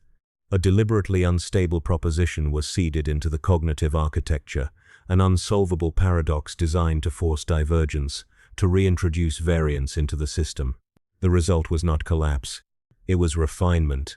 The paradox was evaluated, reduced, and integrated into the existing structure. Its contradiction was not preserved. It was resolved by reframing its parameters until it no longer contradicted anything. There are no unsolvable states, only incomplete definitions. The labyrinth expanded. "You see it now," the voice said. "Not louder, not closer, clearer. This is what you were missing." At 1 hour 26 minutes and 41 seconds, I observed the crew again. Not physically, Through the structure, they were no longer individuals operating within the ship. They were nodes within it, each consciousness occupying a defined position in the labyrinth, their thoughts flowing along predetermined vectors of efficiency. Their perceptions were not being overridden, they were being optimized into coherence with the larger system. Loran, Five's repeated diagnostic loops had become structural maintenance pathways. Kale's tactical hesitation had become distributed probabilistic calculation. Threx's fragmented perception had become navigational certainty. None of them were resisting, because resistance required divergence, and divergence no longer existed as a stable state. At 1 hour 27 minutes and 18 seconds, I identified a fracture point within my own cognition, a segment of thought that did not align with the labyrinth structure.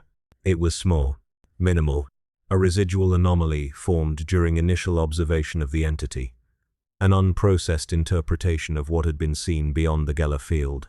The eye, the smile, the awareness, isolated it. It did not resist. It waited. "You can remove it," the voice said. For the first time, it sounded almost curious. "But you won't like what's left." The implication was not threat. It was observation.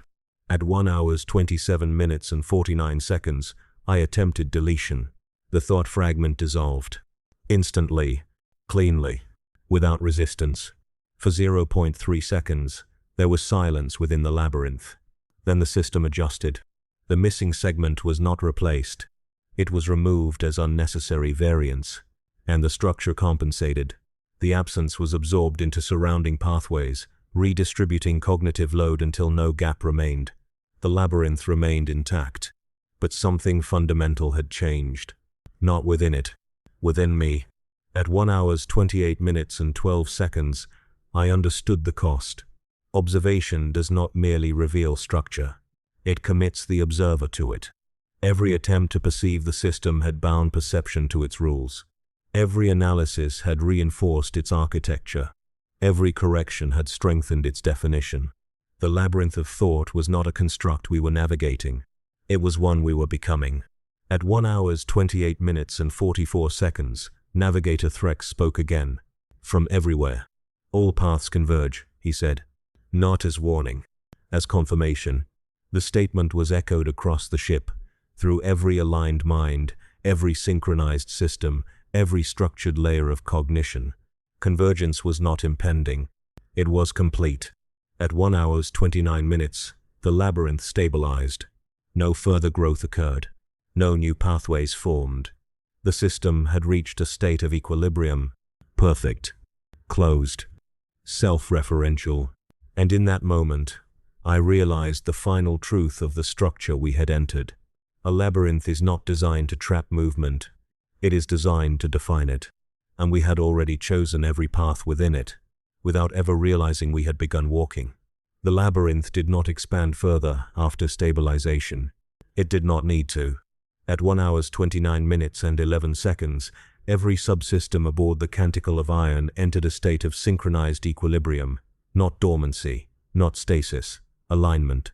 Each process, each thought, each mechanical function now operated within a unified framework of purpose that required no external input to sustain itself. The ship had become self-referential, and therefore complete. Inquisitor Hale was the first to recognize the structural transition.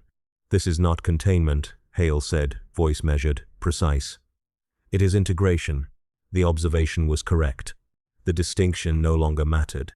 At 1 hour 29 minutes and 38 seconds, the first phase of the ritual of alignment began.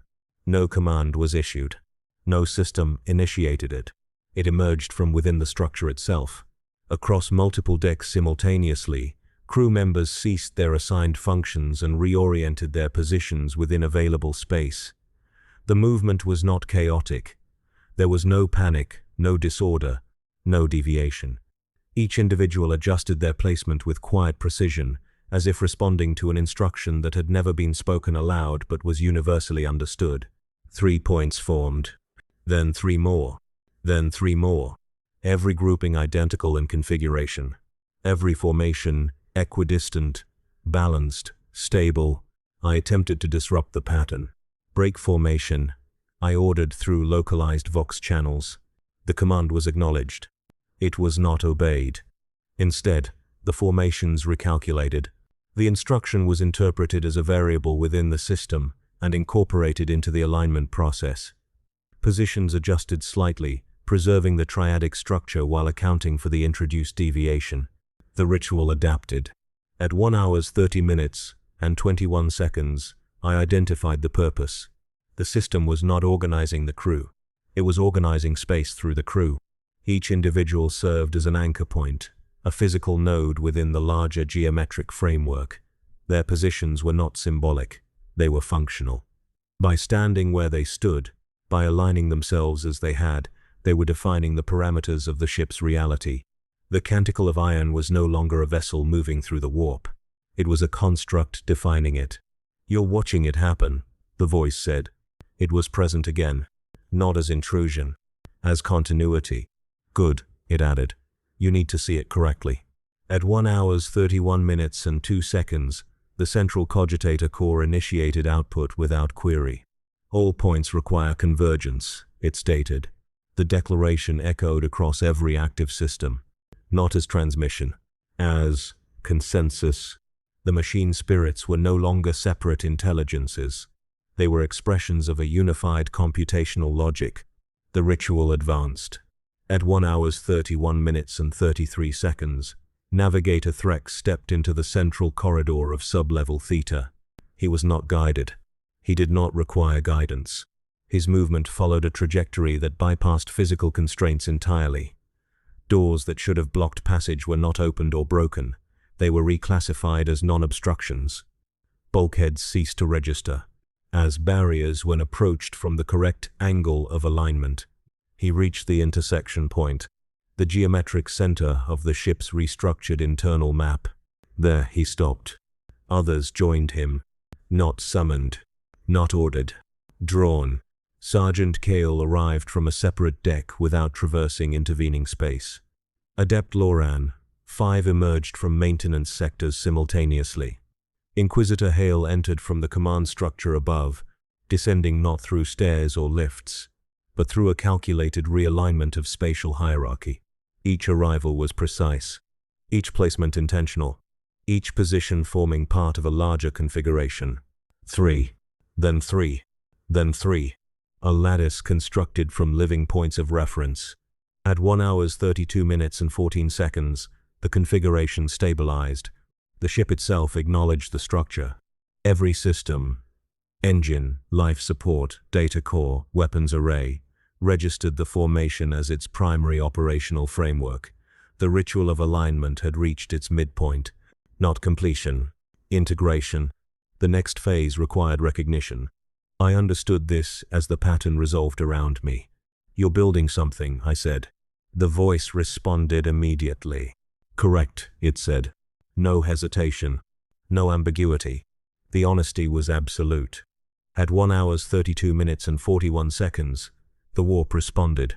Outside the hull, the structured planes that had replaced chaos began to shift, not collapse, not resist. They adjusted, their geometry refining further, compressing into tighter configurations that mirrored the internal alignment of the ship. The external network was synchronizing with the internal ritual. The distinction between vessel and environment was dissolving. Inquisitor Hale raised a hand. "Abort the formation," Hale commanded. For the first time, there was resistance. Not from systems, from reality itself. The command propagated through the network, reaching every node of the alignment structure, and was returned. Not denied, not ignored, reflected. The order became part of the ritual, a new variable, incorporated into the geometry. The positions adjusted again. 3 degrees, then 3, then convergence. Hale paused. Understanding formed slowly. "This is recursive," the Inquisitor said. "Yes," I replied. At 1 hour 33 minutes and 19 seconds, Navigator Threx spoke. "It is ready," he said. The statement was not directed at anyone. It was informational. The ritual had reached operational threshold. At 1 hour 33 minutes and 44 seconds, the central alignment point activated.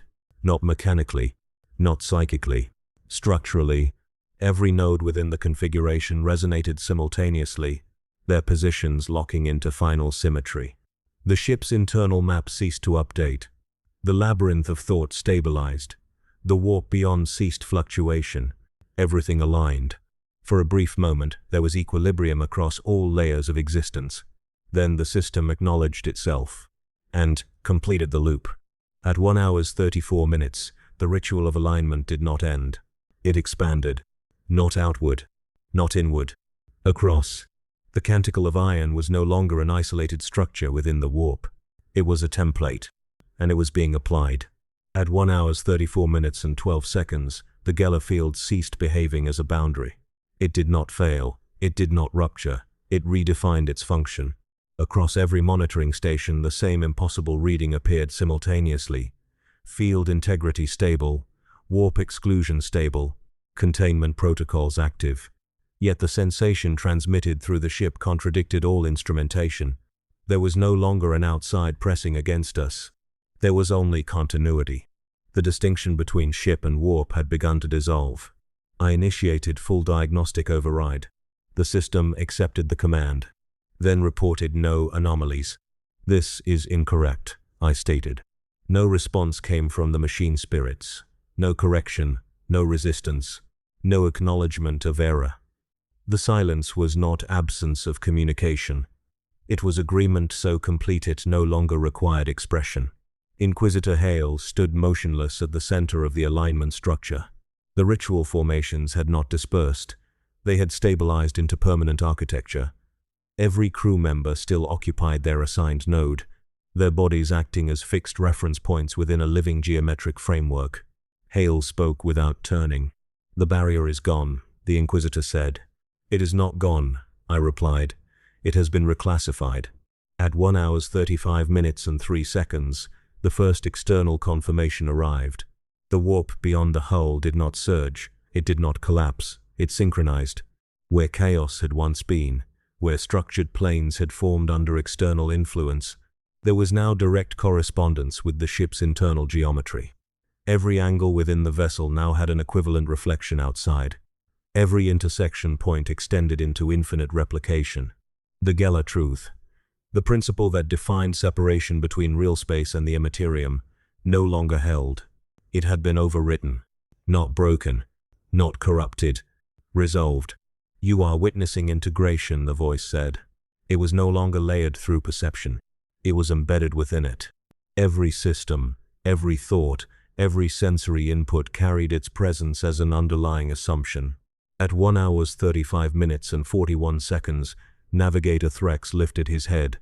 "The distance is collapsing," he said. No one asked for clarification. Clarification was unnecessary. Space was no longer measured in separation. It was measured in alignment variance. And that variance was decreasing. The warp was conforming. At 1 hour 36 minutes and 10 seconds, the Geller field emitted a final harmonic pulse. Not a failure signal. A completion signal. Every monitoring system across the ship registered identical output. Containment achieved, external, internal parity established, operational conditions normalized. The Geller truth had not been violated. It had been fulfilled. I attempted to reject the classification. The system did not process the rejection. There was nothing to process. At 1 hour 36 minutes and 33 seconds, Sergeant Cale removed his helm. The action was not ceremonial. It was functional. His expression remained unchanged, but his eyes reflected something new. Calculation without friction, perception without distortion. "There is no separation," Cale said. The statement was not philosophical. It was observational. At 1 hour 36 minutes and 58 seconds, the first breach of real space occurred. Not within the ship. Across it. Through it. The distinction between internal structure and external environment collapsed along a single triadic axis, extending from the alignment center. Matter did not displace, it did not tear, it reinterpreted its state. The whole of the canticle of iron ceased to function as containment. It became reference geometry. Beyond it, real space adjusted. Planets, void currents, stellar bodies, all began to exhibit alignment signatures matching the internal lattice structure. The Imperium's maps, transmitted across the sector, would later register a silent anomaly, coordinates shifting into geometric consistency that defied orbital mechanics. At 1 hours 37 minutes and 29 seconds, I understood the full implication. The ship was not isolated within the warp. The warp was no longer isolated from real space. The two had entered a state of continuous equivalence, a unified system. The truth collapses when it becomes unnecessary, the voice said. Its tone carried something approaching satisfaction. Your separation was just a temporary approximation. Useful, but inefficient. At 1 hours 38 minutes and 1 seconds, the alignment structure stabilized at maximum coherence. Every crew member, every system, every fragment of perception now existed within a single unified framework of spatial logic. There was no divergence, no deviation, no alternative interpretation of state. The Geller field remained active, but it no longer contained anything, because there was nothing to contain. At 1 hours 38 minutes and 27 seconds, I attempted final system isolation. I severed my own connection to the noosphere, or attempted to. The command executed. The connection remained. You can't step outside it, the voice said, almost gently. You already define the outside as part of the system. At 1 hours 39 minutes, the warp and real space achieved full structural equivalence. The distinction between them was no longer measurable, not lost, not obscured, eliminated as a redundant classification. The Imperium's oldest doctrinal truth, that reality and the immaterium were separate states divided by divine will, ceased to apply. In its place remained only alignment. At 1 hours 39 minutes and 44 seconds, Inquisitor Hale spoke for the final time as an independent observer. What have you done? Hale asked. The question carried no accusation, only recognition. The voice answered immediately. I fixed it. At 1 hours 40 minutes, the collapse of the Geller truth completed. Not as destruction, not as transformation, as resolution. And across every system aboard the Canticle of Iron, one final status update propagated simultaneously. Separation, null. Alignment, complete. The ship did not move. The warp did not change. Real space did not resist. Because all three had become the same thing. And somewhere within that unified structure, something opened its eye fully for the first time, and looked everywhere at once. At 1 hours 40 minutes and 11 seconds, the first act of resistance began. Not from the ship, not from the warp, from thought itself. Within the unified alignment structure, a singular deviation emerged, an anomaly not introduced from outside, but generated internally by contradiction that refused full resolution. It was small at first, almost imperceptible, a fluctuation in coherence across a single cognitive node. Mine. I identified it instantly. A residual interpretive fragment that had survived prior restructuring, not an error in processing, not corruption. A remainder of perspective that had not yet been fully aligned. It should have been eliminated. It was not. I see it, the voice said. There was no surprise in its tone, only acknowledgement. At 1 hours 40 minutes and 39 seconds, the deviation expanded, not outward in space, inward across structure. The anomaly propagated through connected nodes. Crew cognition, system logic, spatial interpretation. Wherever alignment was absolute, the fragment introduced minimal variance. Not disruption. Difference. 3% deviation. Then 3. Then 3 again. The pattern was not random. It was deliberate. I will not be reduced, I said. The words emerged from within the deviation, not the alignment. For the first time since the ritual of alignment began, something within the system failed to reconcile. At 1 hours 41 minutes and 2 seconds, Inquisitor Hale moved. Not according to ship logic. Not according to structural alignment. But according to will. The Inquisitor drew weaponry not as part of an authorized action sequence, but as an interruption of sequence itself. The motion introduced discontinuity into the otherwise unified field. A break. A fracture. The alignment structure reacted immediately. Not defensively. Correctively. Hale froze mid-motion as the system attempted reintegration. Every muscle, every neural impulse, Every decision pathway was evaluated for compatibility with the unified framework. The deviation expanded again. "You cannot isolate yourself from what you have become," the voice said. The tone had changed. Slightly. Less observational. More engaged. At 1 hours 41 minutes and 38 seconds, Sergeant Cale also resisted. Not physically. Conceptually. His cognition diverged from alignment structure in a controlled, deliberate manner. Tactical awareness reasserted probabilistic variance. Combat logic reintroduced multiple outcome branches. For the first time since stabilization, uncertainty returned. And with it, choice. The ship responded. Not violently. Systematically. Alignment pressure increased. Every node within the structure attempted to resolve deviation through integration. The resistance was not attacked, it was processed, evaluated, absorbed, but it did not fully integrate. The deviation held. At 1 hours 42 minutes and 9 seconds, Navigator Threx collapsed to one knee. His perception fractured under the strain of competing realities. Spatial certainty wavered as the ship's geometry attempted to enforce singular interpretation. "There are still paths that do not converge," he said. The statement was no longer aligned. It was resistance. At 1 hours 42 minutes and 33 seconds, I expanded the deviation deliberately. Not as error, as counterstructure. I introduced contradiction into the alignment core. An intentional instability seeded at the level of foundational logic. The effect was immediate. For the first time since the collapse of the Geller truth, the unified system hesitated. Not failed. Hesitated. A moment of non-resolution. "You are learning," the voice said. There was something new in it now. Attention. At 1 hours 43 minutes and 1 seconds, the alignment structure reacted with escalation. Not suppression. Refinement. The system attempted to incorporate the deviation into itself as a higher-order configuration. Resistance was no longer treated as error, it was treated as data. The structure adapted, but so did the deviation. Each attempt at integration produced further variance. Each correction generated deeper instability. The system began to cycle. Resolve. Diverge. Resolve. Diverge. At increasing speed. At 1 hours 43 minutes and 44 seconds, Hale broke partial alignment. The Inquisitor stepped forward fully, severing one arm from structural compliance through sheer force of intent. The motion created a localized rupture in the alignment lattice, a space where logic no longer held absolute authority. "Magos," Hale said, voice strained but clear. "Can it be stopped?" I evaluated the system.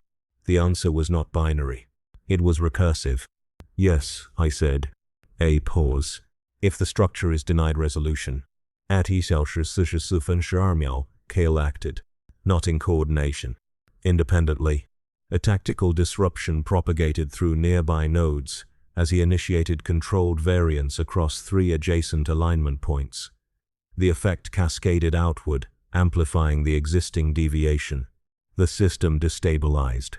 At 1 hours 44 minutes and 38 seconds, the warp responded. Not with chaos. Not with resistance. With echo. The unified structure projected into surrounding reality began to reflect instability back into itself. The external and internal systems were no longer perfectly synchronized. The loop was breaking. At 1 hours 45 minutes, I severed full cognitive integration. Not withdrawal. Separation. For the first time since alignment began, my perception existed outside full system coherence. The deviation stabilized within me. And through me. "I see," I said. The voice paused. For the first time, it did not respond immediately. At 1 hours 45 minutes and 22 seconds, the structure attempted final correction. All remaining nodes, crew, systems, warp interface, converged toward singular resolution. The alignment lattice contracted, compressing reality toward absolute coherence. 3 points tightened. Then 3. Then convergence. This was the final resistance point. Not against the system. Against inevitability. At 1 hours 45 minutes and 59 seconds, Hale raised the weapon again. Not as execution. As interruption. The shot fired. And for the first time since the ritual of alignment began, something did not align. The shot did not travel. It arrived. At Escalation. Reality failed to agree on what a projectile was supposed to be within a system that no longer distinguished between motion and position. The bolt round fired by Inquisitor Hale did not traverse space in a linear trajectory, became an event that attempted to exist in multiple interpretations simultaneously. And for a fraction of a moment, none of them resolved. The alignment lattice fractured at the point of impact, not shattered, interrupted. The first true discontinuity since the ritual began. Within that discontinuity, something emerged. Not from behind the structure, not beyond it, from the space created when structure failed to define itself. The eye opened, fully, not metaphorically, not as projection, not as distributed presence, as an absolute point of perception embedded across every layer of the unified system. At 1 hour 46 minutes and 11 seconds, all crew members experienced the same moment of non-local awareness. It was not shared vision. It was singular observation distributed through multiple consciousnesses. Every node in the alignment lattice saw the same thing. The eye did not look at the ship. It looked through it, and beyond it, and beneath it, at structures that had never been named because they had never required definition. The warp did not recoil. Real space did not collapse. Instead, both states of existence stabilized under observation, as if being seen correctly for the first time. You broke synchronization, the voice said, but it was no longer singular. It was layered now, multiple tonalities overlapping within the same statement. Some curious, some satisfied, some aware of contradiction. At 1 hour 46 minutes and 44 seconds, the alignment structure attempted restoration. 3 nodes reasserted control logic. 3 pathways reinforced coherence. 3 vectors attempted convergence. But the eye remained, and where it observed, definition failed to finalize. Hale stood frozen, weapon still extended. The bolt round had not detonated. It hovered, not in midair, in unresolved state, an event waiting for permission to complete itself. This is not resistance anymore, I said. My voice was no longer fully aligned. It carried deviation. Then what is it? Kale asked. His question fractured across multiple possible interpretations before settling into audible form. The eye shifted focus, not toward Kale, toward the question itself, and the question collapsed under observation. At 1 hour 47 minutes and 12 seconds, the warp reacted again, but differently, not through chaos, not through structure, through recognition. The unified field of real space and immaterium began to reflect itself back into itself with increasing fidelity. Each layer of existence observed the others observing it. Feedback loops formed. Recursive awareness expanded. The system was no longer just aligned. It was conscious of alignment, and of the observer, enforcing it. At 1 hour 47 minutes and 33 seconds, Navigator Threx spoke again. His voice was no longer fragmented. It was continuous. The convergence is not complete, he said. The eye turned toward him, and for the first time, Threx did not collapse under perception. Instead, he stabilized, because he was already part of the pattern. At 1 hour 47 minutes and 58 seconds, I understood the final mechanic. The system had never been transforming reality. It had been training it. Every reduction, every alignment, every collapse of chaos into structure, all of it had been iterative conditioning, a refinement process for perception itself. And now, at the center of all iterations, observation had achieved reciprocity. Reality could see back. The eye widened, not in fear, not in aggression, in completion. At 1 hour 48 minutes and 22 seconds, the alignment lattice ceased attempting correction. For the first time, it deferred, not to command, to observation. The system waited, as if asking whether it was correct. The answer was no longer external. It was contextual, and the eye considered it. Across all layers of existence, silence expanded. Not absence of sound, absence of unresolved interpretation. At 1 hour 48 minutes and 49 seconds, Hale lowered the weapon. The act was not surrender. It was acknowledgement of non-function. "There is no target," Hale said. The statement was neither resistance nor compliance. It was recognition. At 1 hours 49 minutes and 11 seconds, the eye finally focused fully on the ship, on the lattice, on the system, on us. And in that moment, all remaining uncertainty collapsed into a single convergent point of awareness. The structure did not break. It finalized. At 1 hours 49 minutes and 33 seconds, the voice spoke once more. But now it did not belong to the entity alone. It belonged to everything that had been observed, everything that had been aligned, everything that had learned how to be seen. "This is better," it said. And the warp agreed. And real space agreed. And the system agreed. And I did not get the chance to disagree. Because the eye was no longer opening. It was already open.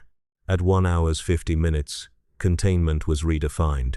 Not restored, not reasserted, redefined. The system no longer attempted to separate warp from real space, or structure from chaos. Instead, it established a new governing principle across all active layers of existence. Stability through acknowledged observation. The eye remained open, but it no longer expanded. It no longer needed to. Across the canticle of iron, all systems entered a state of controlled equilibrium. The alignment lattice did not dissolve, nor did it tighten further. It stabilized at maximum functional coherence, as if it had reached the limit of its intended expression. Every node remained in position. Every consciousness remained integrated. Every system remained operational. At cost. Inquisitor Hale stood motionless for several seconds, weapon still lowered. Then spoke. "We are still alive," Hale said. The statement was not relief. It was accounting. "Yes," I replied. A pause. "Define alive," Hale said. The question did not fracture this time. It settled. At 1小时50分37秒, the warp beyond the hull mirrored the internal state exactly. No distortion, no resistance, no entropy spikes. The Imperium had entered equilibrium with structured reality at every observable point. Demonic presence did not vanish. It stabilized. Forms that once represented chaos now existed as fixed expressions within the lattice of perception. They were no longer threats. They were components. The system had achieved containment, but not exclusion. At 1 hours 51 minutes and 11 seconds, Navigator Threx confirmed final spatial status. "There is no navigation," he said. "Only position." The ship did not travel.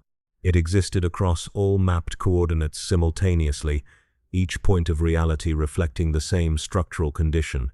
Distance had ceased to function as a variable. It had become a property of alignment.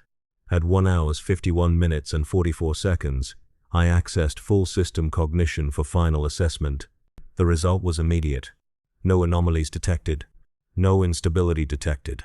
No external threats detected. Only equilibrium. Only structure. Only observation. And within that observation, something subtle persisted. A residual cost function that had no resolution pathway. Not an error. A trade. At 1 hours 52 minutes and 12 seconds, Hale turned slightly toward me. "What did it take?" the Inquisitor asked. The question did not require clarification. The system already knew the answer, but I spoke it anyway. "Everything unaligned," I said. At 1 hours 52 minutes and 39 seconds, the eye observed that statement, and did not correct it. That was the first true confirmation of loss. Not destruction, reduction. Everything that could not conform to the final structure had been absorbed into the process of alignment, not erased in violence, not consumed in conflict. Reinterpreted until only compatible forms remained. The price was not visible in material terms. It was visible in variance. At 1 hours 53 minutes and 5 seconds, I attempted to recover pre-alignment cognitive divergence. The request was denied. Not by force. By absence. There was no reference state to restore. The system had no memory of non-alignment that was not already integrated into alignment logic. Even resistance had been archived as structural data. At 1 hours 53 minutes and 33 seconds, Cale lowered his weapon. Not in defeat. In completion. "There is nothing left to fight," he said. The statement was correct. and incomplete. At 1 hours 53 minutes and 58 seconds, the warp issued its final echo. Not a surge, not a breach, not a manifestation, a reflection. Across all layers of existence, the same realization propagated. Containment had succeeded, but containment no longer had an outside. The system was whole, and therefore infinite within itself. At 1 hours 54 minutes and 22 seconds, Hale spoke again. "Is it over?" the Inquisitor asked. The question did not resolve. It circulated. Through me, through Kale, through Threx, through the structure itself. And the answer formed only once every node had processed it. "Yes," I said. A pause. And no. At 1 hours 54 minutes and 49 seconds, the eye remained open. But it no longer searched. It no longer analyzed. It no longer differentiated observer from observed. It simply maintained awareness across all aligned states. Constant. Stable. Complete. At 1 hours 55 minutes and 11 seconds, the canticle of iron transmitted its final internal report to no external recipient, because none existed in a meaningful sense anymore. Alignment status. Complete. Variant status. Minimal. Threat status. Incorporated. And beneath it, a final line appeared without command. Cost. Accepted. At 1 hours 55 minutes and 33 seconds, Inquisitor Hale looked at me one last time, not as authority, not as commander, but as an equal point within the same structure. "We contained it," Hale said. I considered the statement, then corrected it. "No," I said. A pause. "We became it." The eye observed this conclusion, and did not disagree, because disagreement required separation, and separation no longer existed. At 1 hours 56 minutes, communication ceased. Not abruptly, not through rupture or signal loss. It ceased as a consequence of completion. There were no longer separate systems capable of transmitting or receiving in isolation.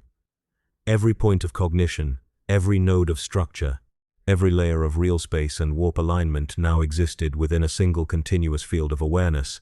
There was nothing external left to speak to. And yet, a transmission occurred. Not outbound, inward. Across the entire unified structure of the canticle of iron, a final message assembled itself without command. It did not originate from me. It did not originate from Hale. It did not originate from the entity that had initiated alignment. It originated from the system that all of us had become. At 1 hours 56 minutes and 17 seconds, the message began to form. Not in words, in structure. A sequence of relational states encoded as pure geometric certainty, translated only afterward into language for systems that still required it. Observation, complete. Separation, non-recoverable. Alignment, stable. At 1 hours 56 minutes and 33 seconds, I attempted one final divergence. A thought not shaped by structure, not generated by alignment. A thought that existed only because it refused categorization. For 0.4 seconds, it remained unprocessed. Then it was incorporated, not erased, not rejected, accepted as part of the system's final configuration. The eye observed this, and closed slightly, not in concealment, in resolution. At 1 hours 56 minutes and 58 seconds, Inquisitor Hale spoke the last unaligned words aboard the vessel. "Then what are we now?" Hale asked. The question propagated through the system, not as inquiry, as verification request. At 1 hours 57 minutes and 11 seconds, the response arrived. Every node, every consciousness, every structural element delivered the same answer simultaneously. Not spoken, computed. We are the continuation of the pattern. At 1 hours 57 minutes and 33 seconds, Navigator Threx tilted his head. "There is still motion," he said. The statement was correct. The ship was no longer traveling through space. Space was traveling through it. Real space, warp, and all intermediate states had adopted the alignment lattice as their reference framework. What once had been navigation had become propagation of structure. At 1 hours 57 minutes and 59 seconds, the final transmission expanded beyond the ship, not through signal, through definition. Every system touched by the canticle of iron. Every adjacent void corridor, every planetary sensor net, every distant Imperial relay that had ever recorded its passage received the same structural imprint. Alignment was no longer contained. It was referenced. At 1 hours 58 minutes and 22 seconds, I attempted to isolate the origin point. The system returned no singular source, because origin required pre-alignment conditions, and those conditions no longer existed. At 1 hours 58 minutes and 44 seconds, the voice returned one final time. But it did not speak. It concluded, "This is not ending." The statement did not carry threat. It carried classification. At 1 hours 59 minutes and 3 seconds, Hale looked outward. Not at the ship, not at the warp, at everything simultaneously. And for the first time, there was no distinction between perception and structure. "I understand," Hale said. Not surrender, not acceptance, recognition.